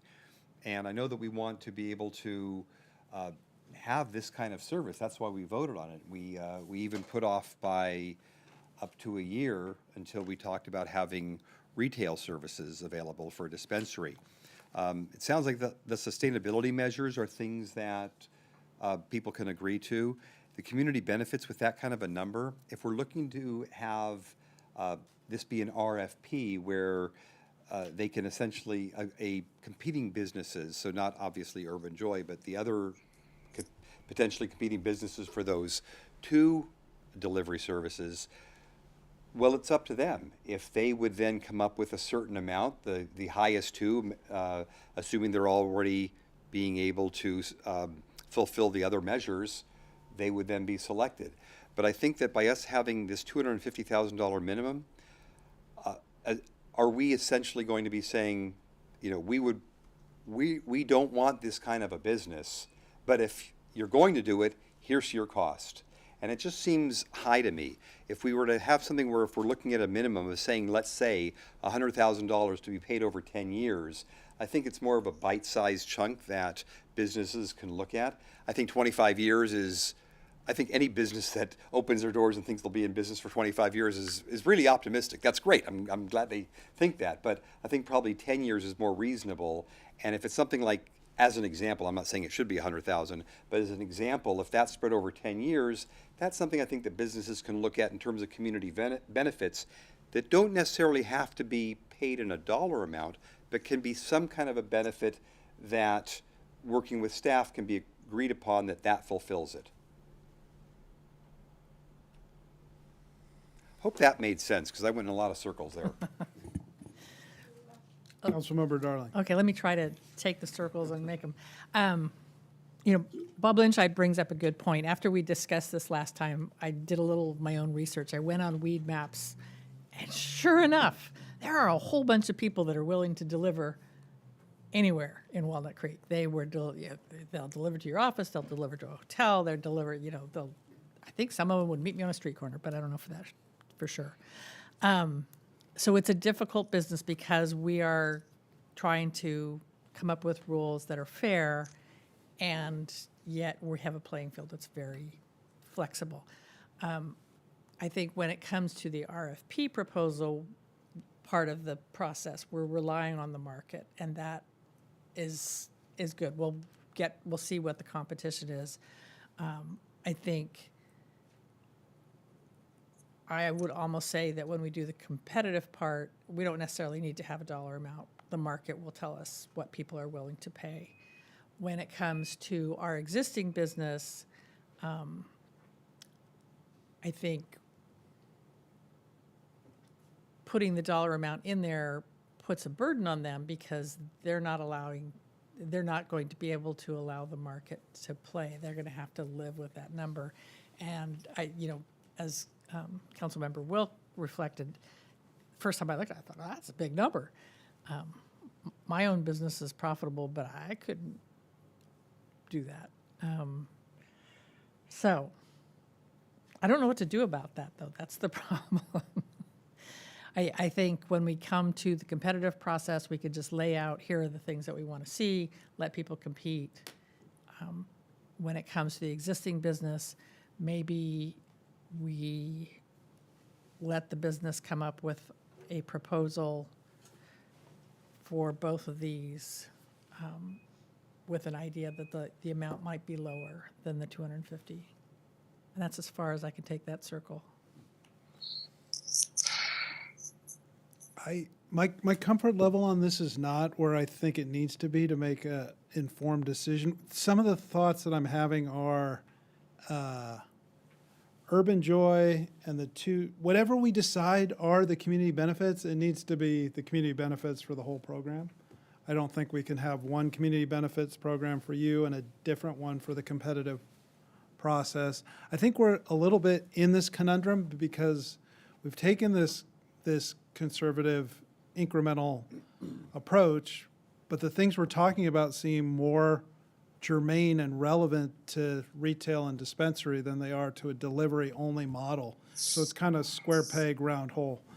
And, for instance, when we do public benefits for the general plan amendments, we've got this practice of using 1% of the project valuation to determine that they're providing enough public benefits. And I have no idea what the right percentage is for this delivery-only model. And maybe we leave it to the discretion of staff that we don't try to put a fixed number on it, but let staff evaluate it and determine, are they providing the types of social wellness, health, and healing programs and services we want to see? And whoever is providing the most, the competitive process will be that, but your process will be a little different. Maybe we don't try to put a fixed dollar figure on it. So Mayor, Yes. you're a remote person. I may be the only council member that's actually worked in a similar arena to this, which I think is, as I've listened to the conversation tonight, maybe what we're having a problem getting our heads wrapped around. So for about 10 years, I worked in the international telecommunications arena, where there was basically national operators of telecoms, and then the government of that country would decide to create a second or third operator opportunity. And the national operator got their license, and suddenly they were going to get competition from these private sector entities that had to compete. They called it a beauty contest, and they had to compete, and they competed across a variety of issues, but one of which frequently was, how much will you give us for the license? And over what period of time, and how will you pay for it? That is a true competition with a deadline, and only 6 would compete for 1 additional license. The conundrum we have here is we have an existing operator that we have said could have one of these licenses, and then we're going to open up an RFP process for 2 additional operators, but we don't know that 2 will in fact compete for a license, let alone 3 or 4 or 5. So we're trying to set up 2 systems, and it's not quite working yet. So I think we need to send the comments back that we've made tonight back to staff and see if they can kind of like shake it loose a little bit on how do you allow the existing operator to come forward and be in the market, but also create an equitable playing field for the new operators that may wish to compete. And maybe the number $250,000 is too big, but that's not the only issue that's going on here. We're trying to do something more complex than I think I think we've got ourselves in a conundrum. I don't disagree with that. Circles, conundrum, whatever you want to call it. I'm hopeful that maybe the Pleasant Hill model tells us something, although they didn't have any applicants. So maybe it doesn't tell us that much. I'm not sure, but I think it tells us a lot that they didn't have any applicants. Maybe. Well, that's because it was medical. Yeah. And those operators knew that they were not going to be able to even probably free, they wouldn't have applied, because basically the environment is changing and people are competing better from other markets. I'm calling the city manager who's going to tie it all together. Yeah, we'll see. If I could, I would have already. So let me just add a few things. I mean, certainly you can refer this to staff. We can do more, but I'm not going to promise we're going to come up with any silver bullet on this one. We've done considerable research. As staff had noted, as Brad had noted, there's not a model for this for delivery. And so we are trying to create a model here that, as someone accurately noted, there are 4 criteria. And Sustainability measures and community benefits are two of those four, the others being experience and qualifications and quality and thoroughness. So the full set of criteria would be applied to those who choose to apply. I think in terms of, what would be really helpful tonight, depending whether or not we get to a final decision, is one, do the sustainability measures seem reasonable, and get some feedback on that? And then secondly, do we want to have a community benefit that's fiscal in nature, as is noted here? And if so, do we want a minimum or not, or leave it to the marketplace to decide? And I think a third decision that would be really helpful seems to me, and I don't have a better solution than this either. We would have talked about this, and Councilmember Silva noted it very accurately. How do we want to handle with the existing operator compared to those that may compete for the other two? And the way I see it, and if there are other options, I'm all ears. But one is that the existing operator sends in their information and we move forward if we think it's reasonable. And it may or may not align with what the other two are competing for. Because effectively, I would say, they're semi-competing. The other option would be to have all three compete or more, or all three licenses are at play, and it's true open market and anyone and everyone can compete. Otherwise, I don't know how we bridge that gap between having an existing operator that would be on one path that may be ahead. Because one of the concerns and one of the things I recall from your council weighing in on previously is, the medicinal market isn't working, and we're interested in having Urban Joy continue because they've done a good job, and so allowing them to move more quickly than what would occur through an RFP process otherwise, meaning they wouldn't be on necessarily the same time frame as a full RFP process. But if we do that, it means that there's likely going to be a lack of alignment between what Urban Joy may provide in terms of their submittal compared to what others in the open market. So to summarize, to break that down a little bit, some feedback on sustainability, if that's helpful. Do we want to continue with the community benefit piece? If so, do we want to have a minimum or leave it more in the open market? And then some direction on timing about do we want to, how do we want to handle timing with the existing operator compared to opening up in the marketplace? Could a third option be that Urban Joy, based upon what the RFP process brings with the two competitive licenses, that Urban Joy would fulfill what the lesser of the two that's chosen, that they align with that, so that there is a competitive nature for the two licenses that are open. Urban Joy would have to fulfill the minimum responsibilities that the second one would provide. What if there isn't? What if there aren't two? Yeah. And I think we were also looking to find a way to help Urban Joy move into the adult use cannabis Faster.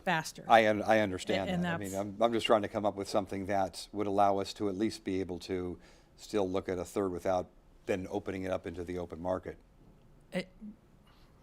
Thinking about this, I mean,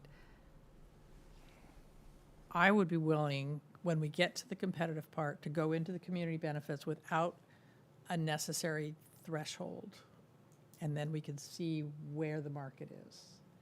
I think when we're looking at Urban Joy, we have a desire to help them move into the adult use more quickly, because if we take that floor out of the community benefits in the competitive process, we have to find a way to come up with some guidance for them on what they're asking us for in their more expedited process. And maybe we don't put a floor on them, we just say, come up with your best proposal, and then we throw it at the wall and see if it sticks.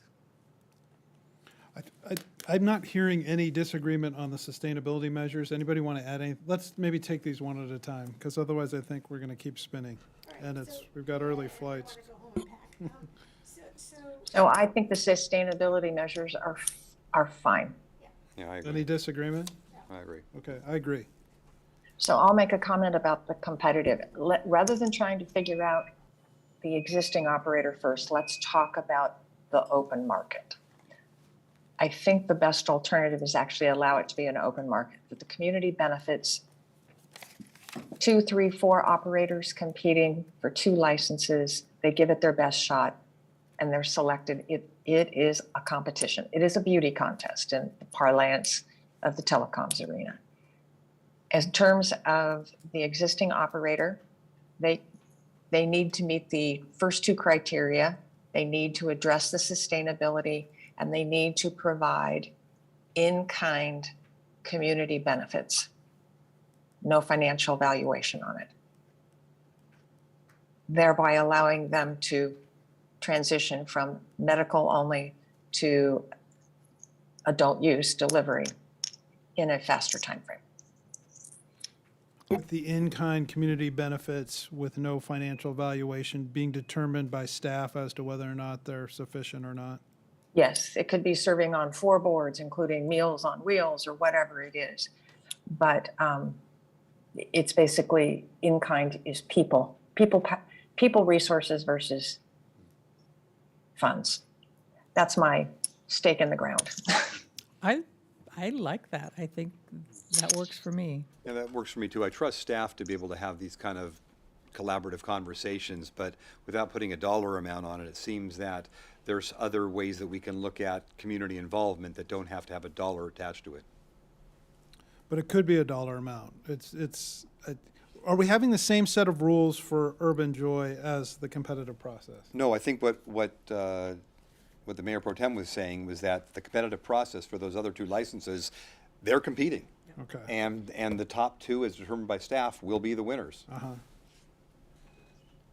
What this system also would allow is that if we lose an operator, then there's an open competition for the open license. You're going to get the same, you get a beauty contest across all 4 criteria.